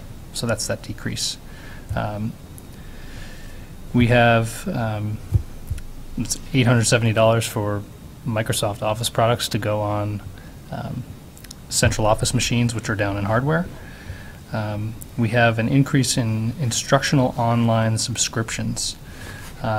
So this year, we are looking to implement the Lexia Core 5 reading application, which is targeted towards kindergarten and first grade students.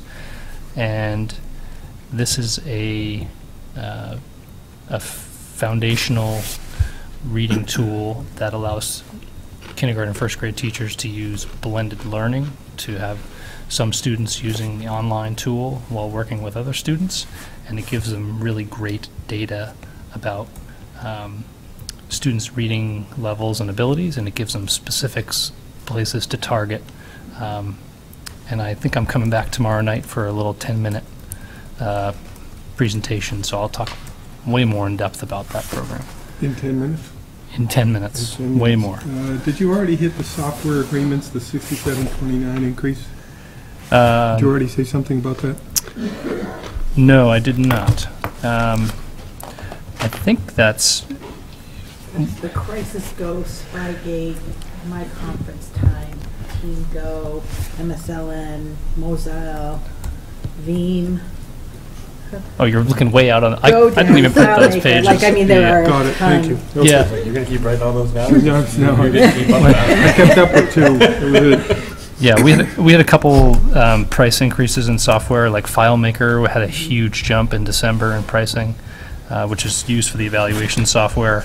The Security Spy software is used for security cameras throughout the district, and we want to expand our use of that at the middle school, those sorts of things. Also in the online subscriptions, we're looking at expanding the Seesaw application for K through 3 district-wide. Currently, we're using a free version, which allows us to do some of the things that we want to do. Seesaw is a parent communication tool. Students can document their learning and post that specifically to parents, and parents can see what kids are doing in the classroom. Yeah. It's a great communication tool for If them. you have the code, Yep. I'll say we're using that you now. log in. Yes. Do parents know that? Because I don't. Yeah.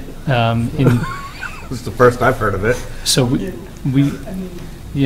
rolled it out right at the beginning of the school year and made it available for teachers to use, and we've been kind of pushing it at the elementary levels, but not every teacher has started this year.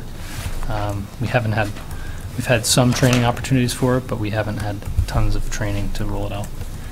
So you get you get your little remind that you got your app, so it comes up, and I'll look at that because I have the code for my grandson at his nursery school, and I can look, and he's sitting at a little kiosk, and there's stuff going on around behind him, but he's telling us about the project that whatever it is that he just did. It's crazy first-hand information, firsthand from Yep. the kid. Yeah. So I'll talk a little bit more about that tomorrow night as well. We have an increase in the repair line under supplies and books of $10,000, and what we did this year is we went back and looked at all the spending between July 1 and October 1 for things that were asked of technology that weren't budgeted for anywhere. So things like as we grow and expand into all these spaces in schools that were never classrooms before, we need to put phones and projectors or TVs if it's an elementary school class, and run extra wireless access points to places that we never thought we would need access before. That's under supplies? It's under repair costs. Repair costs. But it's equipment? No, it's under supplies and books. Yeah. And it's an increase Well, so of $10,000 for Based on the repair. coding and stuff, a phone is considered a supply. It doesn't meet the criteria for equipment per the state, so there are a lot of those things are smaller. Okay.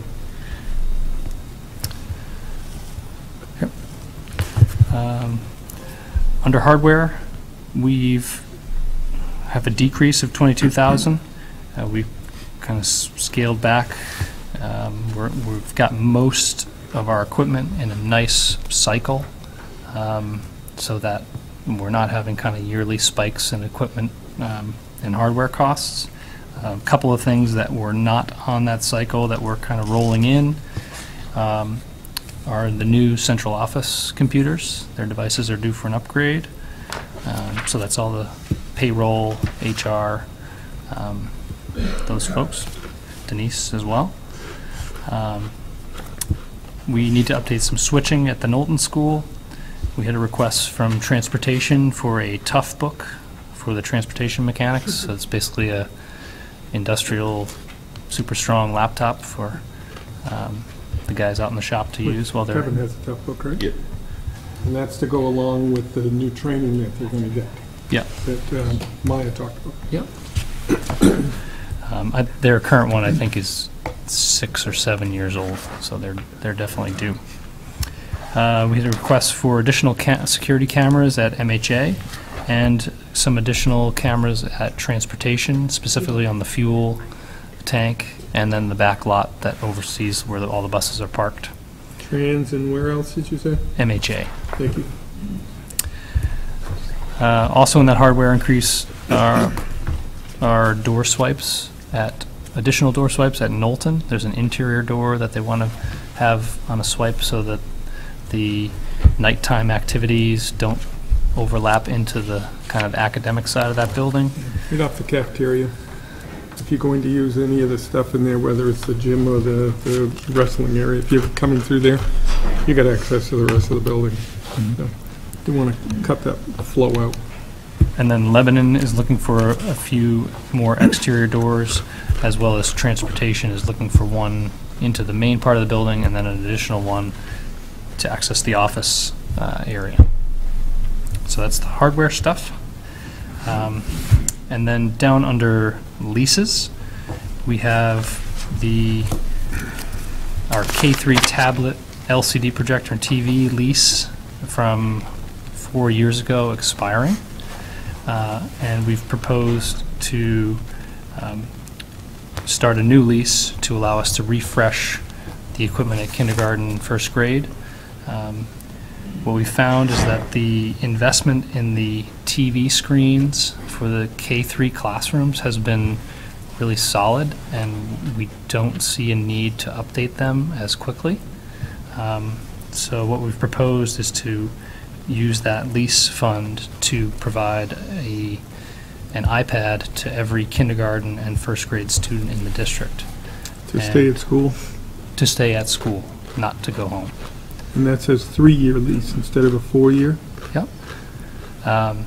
One of the things that Denise can maybe explain better than I, but in these 4-year municipal leases, there's something about we have to spend the funds in year 3 anyway, before the end of year 3 anyway.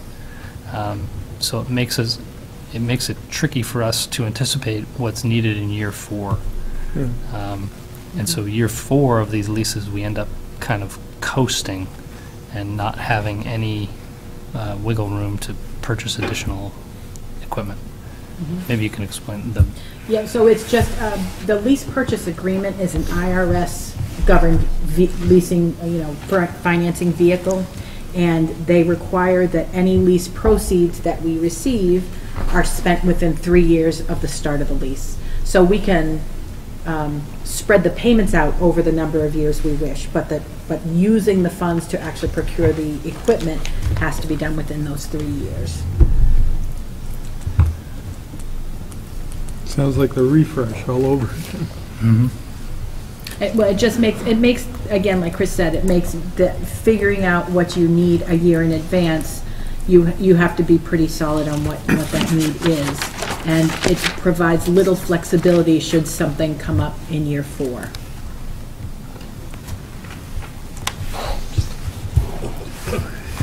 Did you mention about there's a decrease in tech integrator teachers? Is that just because of turnover too?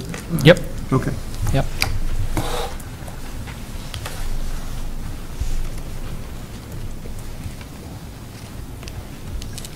So Lynn, any questions? No? I have just one quick question. So the salaries and wages are going down almost 27,000, but the benefits are going up 29 to 30,000, which makes me think that this would represent what the real because even when somebody might go out at the top of the salary, and somebody new might come in at a lower salary, frequently this person might have either single or 2 adults versus a family structure. So the benefits represent the real actuals. Okay. Plus the 3% anticipated for medical. Yep. That's factored into all of this. Okay. Where are we at with the grants or prize money that we've been awarded from Samsung the last 2 years? Is that able to offset any of these purchases of equipment? So the Samsung grants are tricky because the first $20,000 of prize money arrived on a pallet in July right. of product that we didn't know what we were getting or what to expect. So we got some Chromebooks, which we used with teaching staff, and then we got a couple of TVs, which we've mounted in some locations, additional locations in the building for those digital displays. And then we got a stack of Android tablets that are used. We have a couple in use, obviously, by Yuhong's class. And then the second, I think Yuhong won $75,000 last year. Last year, and then Yeah. hasn't she got 25 this year, 25 already and this it'll year? cap at that. Yeah. So the second 50, they sent us a giant spreadsheet of things we could kind of choose from. So Mr. Finley and Yuhong went through and kind of selected some things, and I kind of gave them some direction. And that's where we got actually the 3 really large displays out there, the 80-inch displays, the other 80-inch display in the cafeteria. We got a couple of these Samsung interactive whiteboards that you can, not a whiteboard, but more like an interactive screen that you can work with. They also did some 360 cameras. They did some large monitors that we used in a couple people's offices. Yuhong has a nice widescreen monitor. But that sort of stuff was kind of like extra. They weren't things that, except for the Chromebooks, they weren't sort of things that you had said, we we want to add this to this space. They were Yeah. things that you had the option to pick up. So I'm working under the assumption that the winnings from this year are going to kind of be the same, where they say, Here's your pallet of stuff. here's your stuff. But I'm not positive about that. And we all say thank you. That's Right. great. We'll take it. Right. Okay. Any other questions? So your overall increase is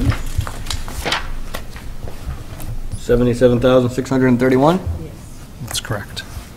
Okay.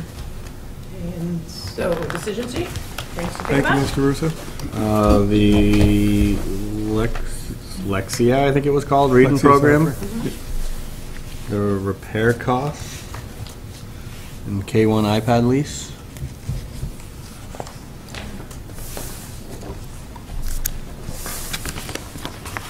Thank you. Thank you.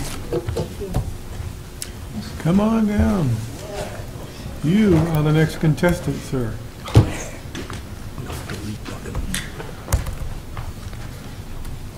Last but not least. So I think everybody might know Tyler Goodwin. You're not last but not least, though. I gotta listen to him after you. Yeah, we have a couple of cost centers to go. Two little ones. Well, thank you, everybody, for letting me present today. Just a couple of statistics and factors that went into driving this year's budget I'm going to share with you before I go over the budget. Free and reduced percentage took another hit this year. We started the year with our carryover at 37%. We went down as low as 31%, and now we're at 33% at this point of the year. That's quite a difference from just a few years ago when we were at 41% district-wide and over 50% over in Lebanon, which has dropped down in the 30s as well. Meals per day. Last year, we were averaging 580 meals a day, and lunches for breakfast, and lunches were 1,460. This year, in 19, we're doing 730 breakfasts a day and 1,400 lunches a day. So we've got almost an increase of 25% in our breakfast sales, which is a great piece because it's area where we can grow our business. Lunches have dropped off by 60, so really negligible compared to last year. You make more money off of breakfast? Say that again? You make more money off of breakfast? We don't, no, I wouldn't say that, no. No? Okay. No, there's a less of a reimbursement and just less money exchanged. Okay. Either by reimbursement or by cash from the families. Average daily sales last year, $4,095. This year, $4,260. So we're bringing in almost $175 more per day district-wide. You say that this year's number again, 4,200 something? This year, $4,260 average per day. Okay, great, thank you. Up about 175 or so from last year. All right, thanks. Vending was one of the biggest hits that we've taken in our income or our revenue. Over the last few years, it's dropped off. Averaged $1,950 last year, and this year we're averaging only $1,300. So quite a drop off in our vending sales. But we also do see a uptake in our sales in our serving area here at the high school. So I think more kids are coming into our area to pick up stuff rather than getting it out of the machines. We're not anticipating a price increase with this budget. Last year, we raised the prices 2 years ago. We are currently at K through 5, $1.75 for breakfast and $3 for lunch. And then 6 through 12, we charge $2 for breakfast and $3.25 for lunch. That's about average in the state. A lot of schools are catching up to us to that 3 1/4 level and that $3 level at the elementary schools, K through 6. So I'm going to talk about the budget, school nutrition budget, Fund 2930, tab 23. And I'm just going to go over, highlight a couple of the sections of our budget. Salaries, wages went up a bit. That's due to contract negotiations. Mostly it's all in kitchen staff and what has come on. We haven't added any staff. After halfway through this year, we took on a new 3-hour employee, but we don't anticipate any increases to staffing levels next year. So that is just basically the employees' increases. Benefits, mostly out of our control there. That's all medical, FICA, that type of thing. That is up 5,808. But I think that coincides with the increase in labor costs altogether. Purchases, contracted services, our computer maintenance with our Mosaic program went up $2,000 from last year. We've got a new POS system that we're utilizing throughout the district, and that price has increased. So Can you tell folks what POS? POS is it's a Mosaic system, point-of-sale system that we use. Each student has a PIN number that they punch in to be recognized and for their account to be charged for their lunch. So not a big increase, $1,200 increase in purchases and contracted services altogether. Supplies and books. Again, we're gonna drop our food costs. We've been doing really well with food costs. We run under a 40% food cost, which is really exceptional for a district of this size. So we're able to cut our food costs, though looking at our other costs have increased. One thing we've decided as a district, we're going to go with paper straws next year instead of plastic to be more environmentally friendly, but that is quite a cost to us. It's about a $6,000 increase to switch. So we'll just say to, if Chloe Steinhauer's watching right now, we still want her to present to us at the on the 21st. Right? Her article that her persuasive letter she wrote about that. Okay, well, it has worked, and we are going to make that switch district-wide and eliminate the plastic straws. But really, it is quite a financial hit to the district. So that's one of the driving factors, and really just the increase in paper goods, the increase in cost of chemicals drives that factor to bring us up to the increase in 22, but it's offset by the drop in food costs that we've had. By managing our food well and managing the government commodities that we get on a monthly basis has helped us to keep our food costs in line. So overall, our supplies books line is actually down by $3,000. Equipment line, we're purchasing 11 new POS stations next year and 2 workstations for the Nutrition Services Office. So that's pretty big increase to cover all those expenses. You'll see it's a $12,575 increase from last year. But this is going to be a one-time hit for this year because it's a one-time purchase. And I mean, 5 years down the road, we'll maybe be looking at it again. But once we buy these new stations, they're going to have a good shelf life on them. Is this to replace current stations or? This to replace almost pretty much all our current stations, yes. Did you say 11? Yes. Okay. Dues and fees really didn't change much. That's just really getting down to actuals.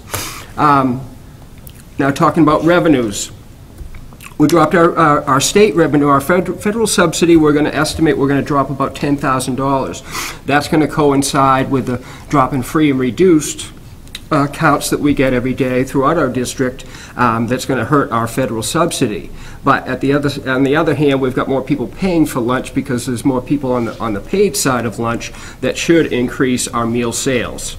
That includes a la carte and daily meal sales for paid students.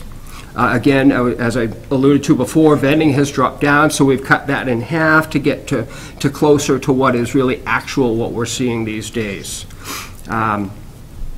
Local share, 126,000, is level funded from last year. Last year, we were able to cut the local share by $15,000 from 141,000 down to 126, and we're going to be able to maintain that. One thing that's helping us do that is to use part of the fund balance that we have built over the last 3 years. And it's not our entire fund balance, but it's going to help us to offset so that we do not need to go back to the district for more funds. With luck, I'm going to come in under budget again this year, and we'll be able to help our fund balance again, since we're going to be taking a lot out of it this year. It's not like you always get a surplus at the end of the school year. I think we've performed very well the last couple of years to be able to build up that balance and not increase our subsidy that is required from the district. I think that we were at almost zero fund balance 2 or 3 years ago. Yeah. And we were $100,000 to the good at the end of fiscal 18. So that certainly shows the efforts put forth into, again, how you're maximizing the food purchases and all of that. Yeah, and I think we're just trying to keep our costs in line and keeping our labor costs and our food costs, especially, and utilizing those government commodities and the government programs that they offer. So that $45,000 increase, is this from the same spot as all the donations that we've been receiving lately? Does that? No, So, totally different. their fund balance is separate, just like the district has their own fund balance, and it really is the difference between operating revenue and expenses. The donations they receive get put into an account, almost like a student account, and that's what we're working off of when we're using that at the checkout at the different cafeterias. So are we putting any money into that this year, like we have in years past, or is that somewhere different? You mean money to put into that lunch fund? Yeah. I believe we have $500 designated that the district would put in to start a school year, so that when they run out, usually the money is gone by the end of the school year, and so that students don't start the new year with no access to these foods. The district is going to pay in $500 for proposing that. So that they at least have some funds to start the year with, and then hopefully the donations roll in kind of as the year goes on. Have we seen it? I know from my perspective, being on the board, we've seen an increase, but I've only been on the board for 2 years. Have we seen an increase in that aspect in the last couple of years? In which aspect? The donations? The donations to that fund balance? Yeah. Oh, without That's how it question. We started. only had It's about something 2,000 that started. in the past, and we had almost $8,000 in donations this year. Yeah, we've had a bunch of them come through in front of us, so. Yeah, so that really has. No, the community has really stepped up to help that fund, and it's provided almost 3,000 lunches. We're at about 2,750, give or take, lunches that we provided that students might not have had a lunch on that day without that fund. Which is kind of, when you think of the free and reduced lunch numbers going down, those seem to be kind of diametrically opposed to each other. So the other thing I just want to remind people, it was already said, but the local share revenue line is the amount that the district puts in from the district budget to help the food service program operate. And again, that is even, but the money that will be, that 126,000 is now a separate category, just like adult ed, so it goes to the taxpayers separately from the school budget. And that's a change. That was a change last year. So it's a separate request, and it will be a separate warrant article when we get to the voting. So this item, this cost center is a zero increase. It funds itself. It has to be, at the end of the school year, it has to be a zero. What is the $25,000 next page 3? That's our contingency that we run in that department. For equipment, essentially. Every year. Remember the middle school washer burned out? That was 25 grand. That year wiped it out. And we have, I think it's like 96 pieces of large equipment. So, I get worried about this particular line not meeting more than one large piece. For example, we had to buy 2 combi ovens for the Hussey School this year. That was $25,000. Yeah, it's not like we have a 96-year plan to replace all the equipment. That's kind of a tough line for us.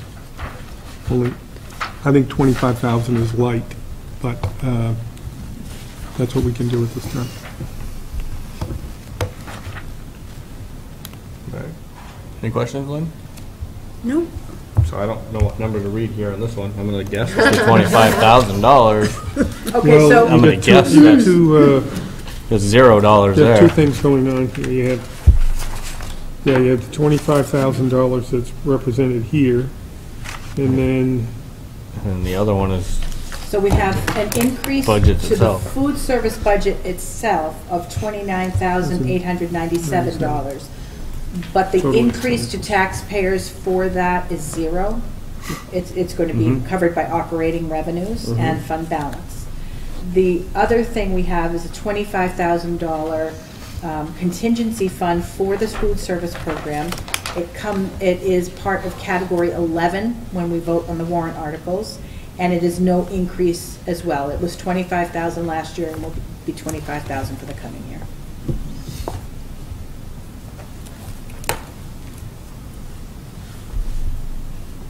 okay. Any other questions? That's it. Thank you very much. All right, thank you very much. thank you, sir. Thank Have a you. good night. You too. He said, how come I get to go last? I said, well, You're it's okay with it's that? his first experience with this, so we said, why don't we give you an opportunity to watch some of these other folks in quick action. Do we have any? In regards to that question, I'm not really sure if I really do, because my original thought as he's presented is the 11 POS systems and the fund balance increase of $45,000. But there's not really any increases there from what I can tell, because of the revenues as it balances itself out, so it's a zero.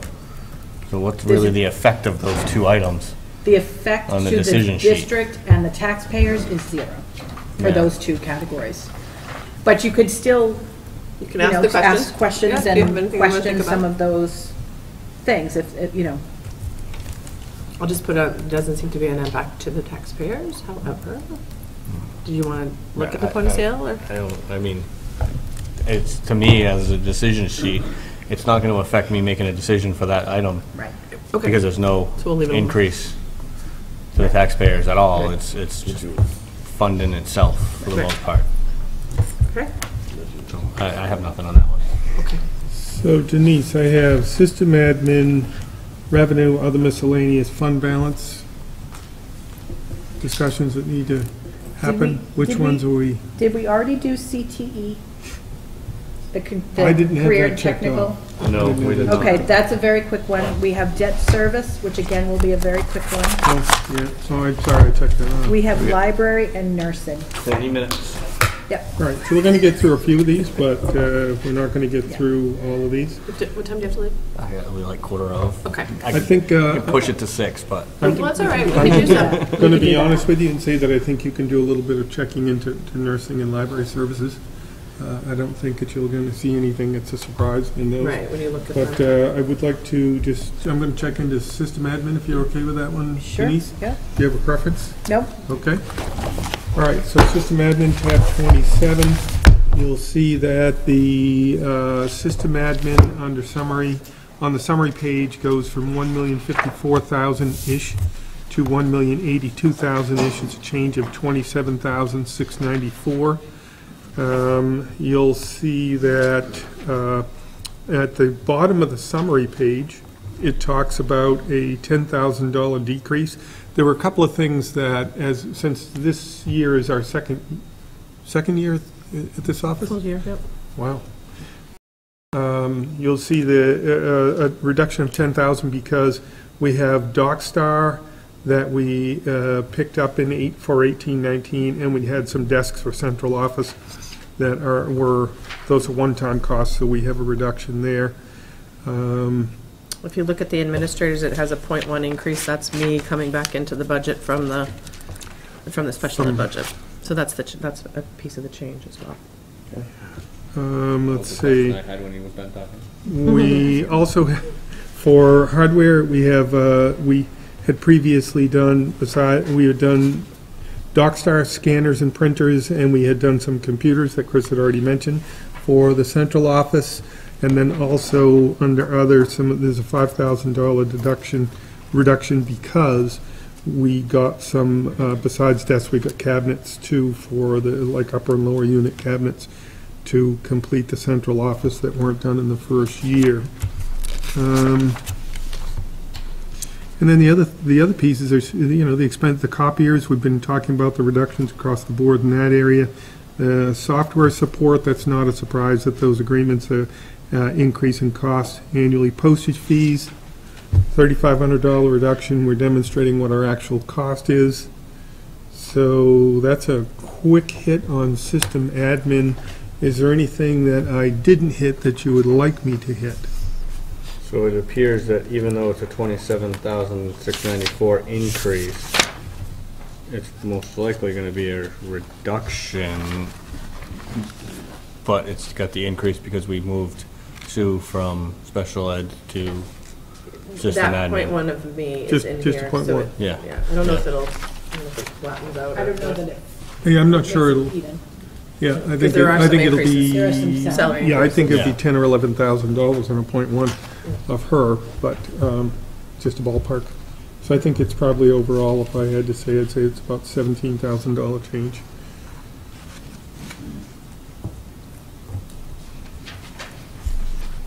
Any questions? All right. That took 3 minutes. Good job, moving along. So, how do you like that one? All right, so then, would you have a preference on the next one, other No, I don't- miscellaneous? It doesn't matter to me. Miscellaneous is fine. Other Yep, and I miscellaneous. can present that one because 21? you'll have to tell me. Yes. 21. Okay, so this category again is one that I'm trying desperately to keep at a minimum. These are costs that really are not currently assigned to any administrator in the district as far as budgeting. Things in this category include 504 plan tutors. So when a student has a 504 health plan, the cost of the tutors comes here. The special education department, I believe, schedules those tutors, but they are not allowed to claim them under their budget category, so they fall here because of that. We also have our community engagement person, Rebecca Manning. Her costs, again, don't naturally fall under any school administrator, so we put them here to account for them. And we also have, as odd as this sounds, a portion, we have one English language learner teacher, one ELL teacher, and her cost is split among all the schools in the district. And because there are currently, because the Mary Hurd's Academy is in the Hurd building, the cost for her to cover those students, again, cannot fall under the Mary Hurd Academy because that's special ed cost. So this is the regular ed portion to cover any potential students in those programs. So again, these are really outlier expenses that don't have a natural category. You'll see some slight increases. Again, those are generally due to increases, contractual increases as far as wages go. You will also see down in the purchased and contracted services area, the copier expense for the machines at the Hurd School, again, are seeing a decrease due to our new contract. We have put some money in for our ELL teacher to go to a national conference. So there's $350 there for the conference registration fee and $1,150 for travel expenses for her to attend that conference. We also have here $1,500 that most building administrators have that to, again, take care of the outside of the building prior to the start of school and perform some minor maintenance repair during the course of the year. So the Hurd School, again, because those cannot be special education costs, they kind of fall here in an outlier area. Under supplies, we have added 2 new lines this year. Both our district health coordinator and our community engagement program have largely operated and run their programs using donated funds. The community engagement coordinator has some Believe funds, from our Believe program that she has access to, and the district health coordinator has been getting like $500 grants here and there, $250 from both the MEA online wellness programs and from York Hospital. York Hospital has been good about giving $500 grants here and there. But it's one of those things where she can, those 2 people really do a lot of programming, and the access to some supply money will make a world of difference for them to be able to advance their programs. So we decided that it was not inappropriate to put some funds aside for them to do that. And I think those are,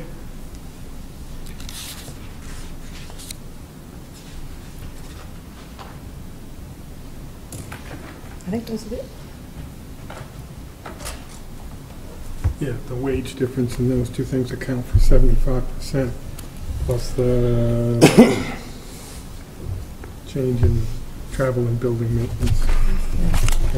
So the other thing about the conference for the teacher, that's not a conference she goes to every year, so what we would anticipate is some years it will be there under professional development and travel, and other years we would give her some money.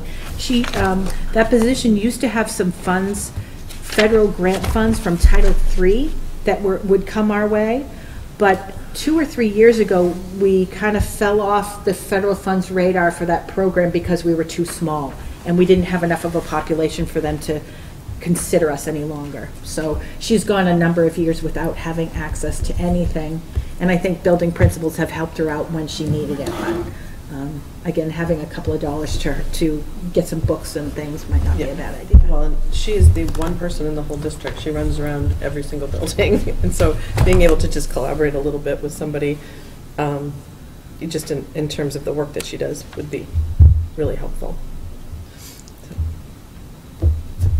That's it? Yep.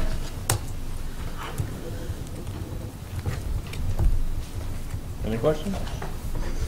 No. Moving on. Revenue? I like Tab revenue. 22. Do you want to finish with the expenses first, or no, go revenue? Oh, would you like to finish with the expenses? Come on. I'll tell you what, let's finish with the expenses. You would, though, wouldn't you? Okay. Which one? CTE, because that's the one I just went to. CTE? Good, we'll go there. And I think way we up to number discussed this 4. a little bit the other night, but Yeah, so we talked about the culinary program coming and going. So last year, we had put in that we would be carrying the whole cost of the culinary person, and it was only for a portion of the year. And then we had the offset of it on the other side as a revenue coming in. So both of those are pulled out this year.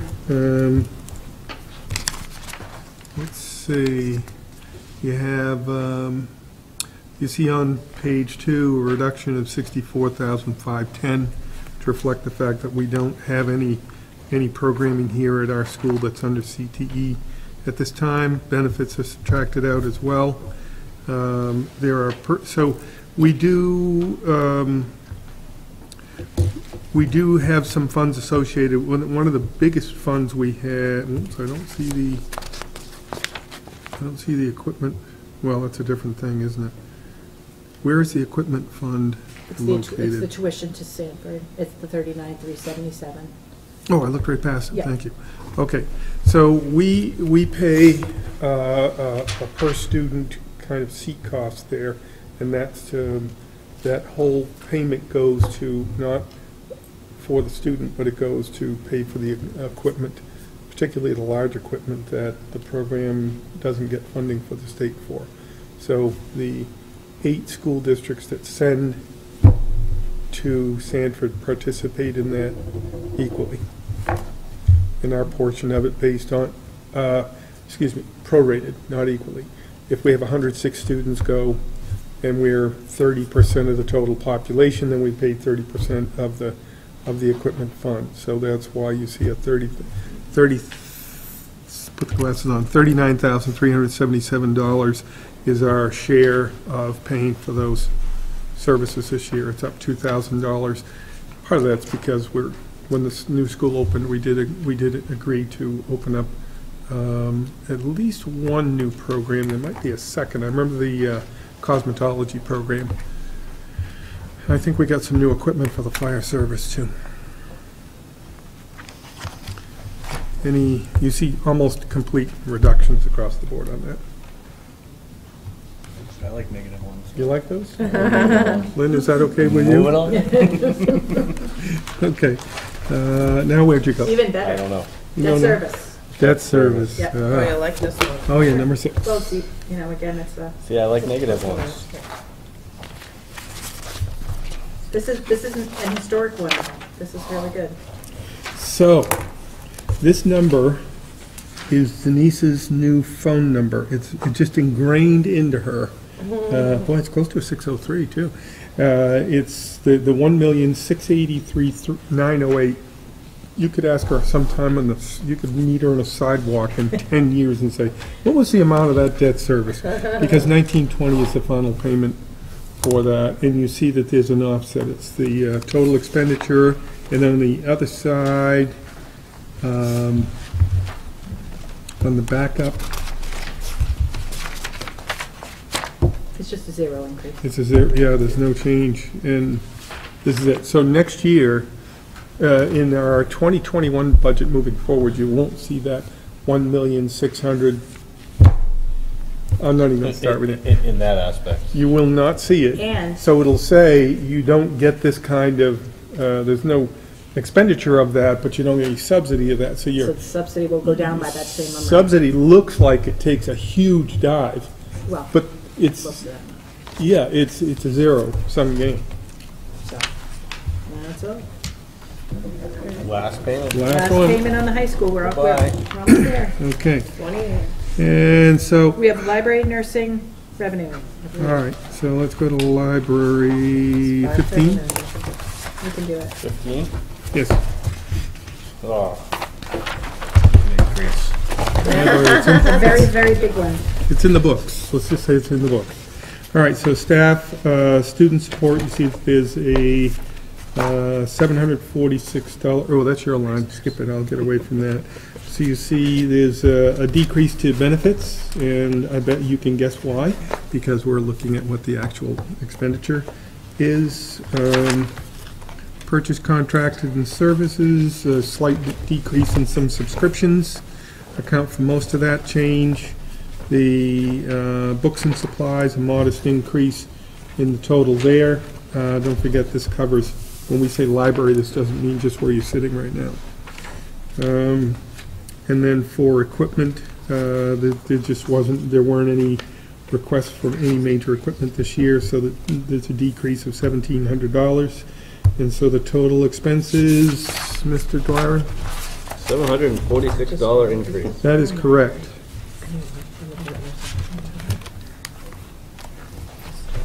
Lynn or Travis, do you have thoughts on this particular budget? Nope. No? Okay, Moving on. so we're going to move to, what did we say, nursing? Nursing. Sue, Tab 20, nope, Two tab zero. 20, yep, tab 20. So I'm sorry, I can't give you a decrease here either, although there's no changes necessarily in the actual, It's just people costs. yeah, it's just people. Everything else is staying the same, supplies and books and all that, contractor services. So it's just the contractual increases for our nurses and the clerks. Now, why Day would there clerk. be a decrease in benefits? Somebody probably didn't take, because we have a new So it could be an person. actual. Yeah, we had a new Wow. person. Yeah, you remember we did the projection a couple of years ago when we, a year and a half ago, when we were looking to hire the second nurse. And then, 11, yeah. when you do that projection, then we see this year what the actual is that the person's taking. So we've adjusted the amount to reflect Yeah. that. Why such a big increase in substitute drop? But you can't get them, you can't get a substitute for And we're not using. the rate that we were paying and We also have a float nurse. Right. One of the positions we added last year Right. was a float nurse. She, Right. day-to-day is in Lebanon, but as she's needed throughout the other buildings, she fills in. So we're finding the need for substitutes is less. Right. yeah. And then it's really hard to find them in the first place. So could we just eliminate it completely? Or 2,000 a buffer? Well, just occasionally, in case? occasionally we need to, for instance, in the middle of this year, we had one of our nurses she resigned, and we had to Transition. refill. And our float nurse went to the middle school to cover for a fairly extended period of time, so we needed a nurse sub in a couple of the other buildings. So what happens if we're out, a medical situation or something like that? We gotta have a little bit of cushion in there to help cover us.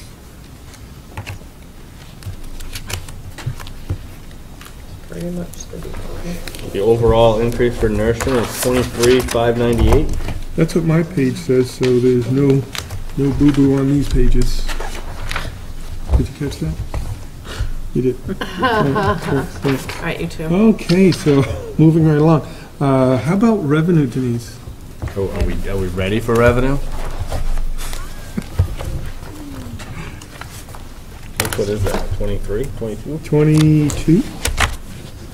Denise, would you like to take us on a walk through of revenue? Sure. I guess that's something I would like to mention, though, is that where, you see in here, it talks about reimbursement from some other districts that you may not be used to seeing in this page. That's just something that's kind of bubbling, that's in the works, that I believe I can work out on some positions, so that will be, I'm anticipating that there'll be some revenue coming in to offset some positions. I don't want to get into the specifics of it yet, because I still need to do more conversations with the two superintendents, and I also need to then have conversations with employees. So I wouldn't want to talk about it here and then have Ronnie find out, have somebody find out that it's about his or her position over the TV.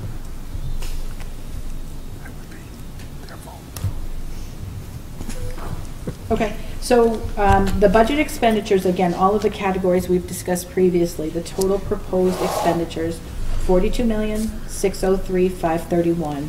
That is an increase over last year's expenditures of 3.26%. When we go down through the revenue sources, we are seeing an increase in general purpose aid. That is the state subsidy, that number that we get from the ED 279. And we then have fund balance that we're using for one-time projects of $245,800. And we have additional usage to offset the percentage to taxpayers of $150,000. We anticipate the sports activity fees being the same, so we feel confident in our ability to reach that $50,000 level. And our miscellaneous revenue, again, should be somewhere in that $20,000 range. Miscellaneous revenue, by definition, is stuff we generally can't count on, but over time, we tend to see things. That could include things like proceeds from when we sell an old bus. It could be insurance proceeds from an insurance claim. It could be a variety of things. And every year is different, but that's a good estimate. So you folks know that we continue to share several positions with 35, so you see that reflected in here. That's the money that we take in to offset those positions. So that's why that substantial number is there. I already mentioned 57. Culinary we've already talked about. That's not in the school now, so we have to discount that from our revenue, which is just an offset from the expenditures.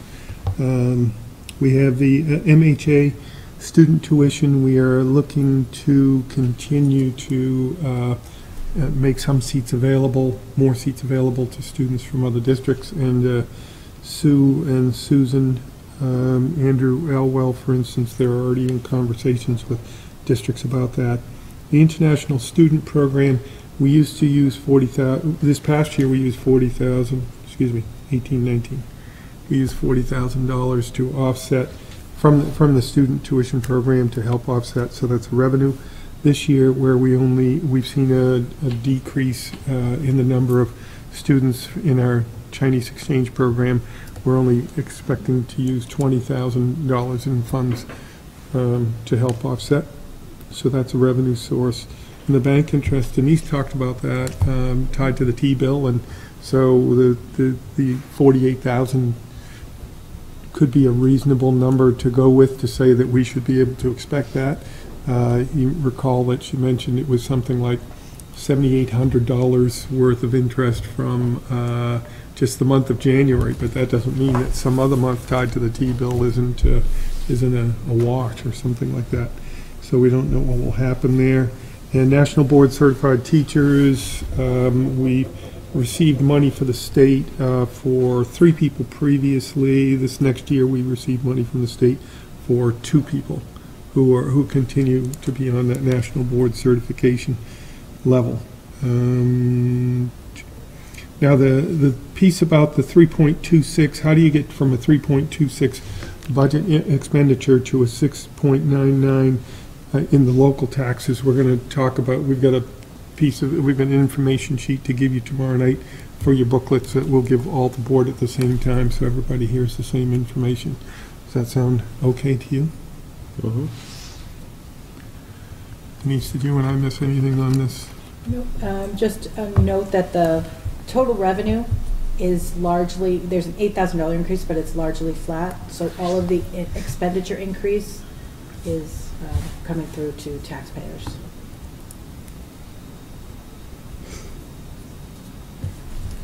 We'll get into that tomorrow night. We know that from our AD 279 we picked up approximately $730,000, something like that. And but the total change in revenues is almost, it's almost flat because of some other, holes that we created with maybe fund balance and things like that that will take care of that offset. So it's a nice thing we got more money from the state. Certainly is a good thing, because otherwise we'd have been in a lot tougher position. So we haven't really touched the decisions sheet. We went through those really quickly. Is there stuff that people want to have on the list? Not on any of those items Okay. that we recently discussed that I can think of. Lynn, you have anything? No. We'll just do a little more. Those last ones are kind of. It's not much. There's not. Not much you can touch there. Yeah. And we'll have a conversation about overall changes. Denise, did we already talk fund balance, or is that for tomorrow? I thought we were going to do that tomorrow, Right. as you provide That's more okay. information. Yeah.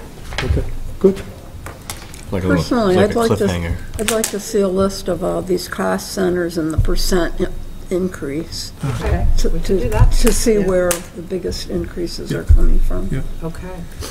Where we might have to ask people to cut Yeah, down and, to a certain percent. and there's some kind of, you can, that is potentially usable in some areas and not so potentially in other, because if you look at Heidi's, for instance, or hers is a $600,000, $700,000 budget, so a change in hers would have more of a swing than a change in somebody else's, but we'll present that. And then we've got others to think about, like the food service one and adult ed when they happen, because the food service has to be zeroed out, and adult ed is its own entity again, as usual. So, yeah, but let's get you some percents and see what they look Reach like. those numbers. Audra's gonna look good. School has a 7% increase. Audra's gonna look good. 15% increase. Yeah. Let's see what that, yeah, you wanna know what that, Yeah. absolutely. You're gonna see that, because I saw it in some of these, that, you know, like Audra's came in the negative, but then you looked at the high school, I think it was like 500 or something $1,000 in the positive, so it was. Right, we're But gonna see. when you And a look lot into of a little that is staffing, deeper, right. some Why of is that? Audra's stuff was shifted to other locations that allowed hers to come in negative. Like the sublines, for Yeah. example, right, and the tuition reimbursement, those lines are the ones that shifted. And we can actually sort of, like, we can do the percentages, and then we can put some little bits of explanations next to it to help. The that would drivers, be The drivers, the big yeah. drivers Yeah. for the increases. I We would can do like that. to note that Audra got the gold star for a different reason. Oh, boy. She connected everything she talked about to this thing called a strategic plan. I There just you go. remember hearing that. Yeah, Audra wins.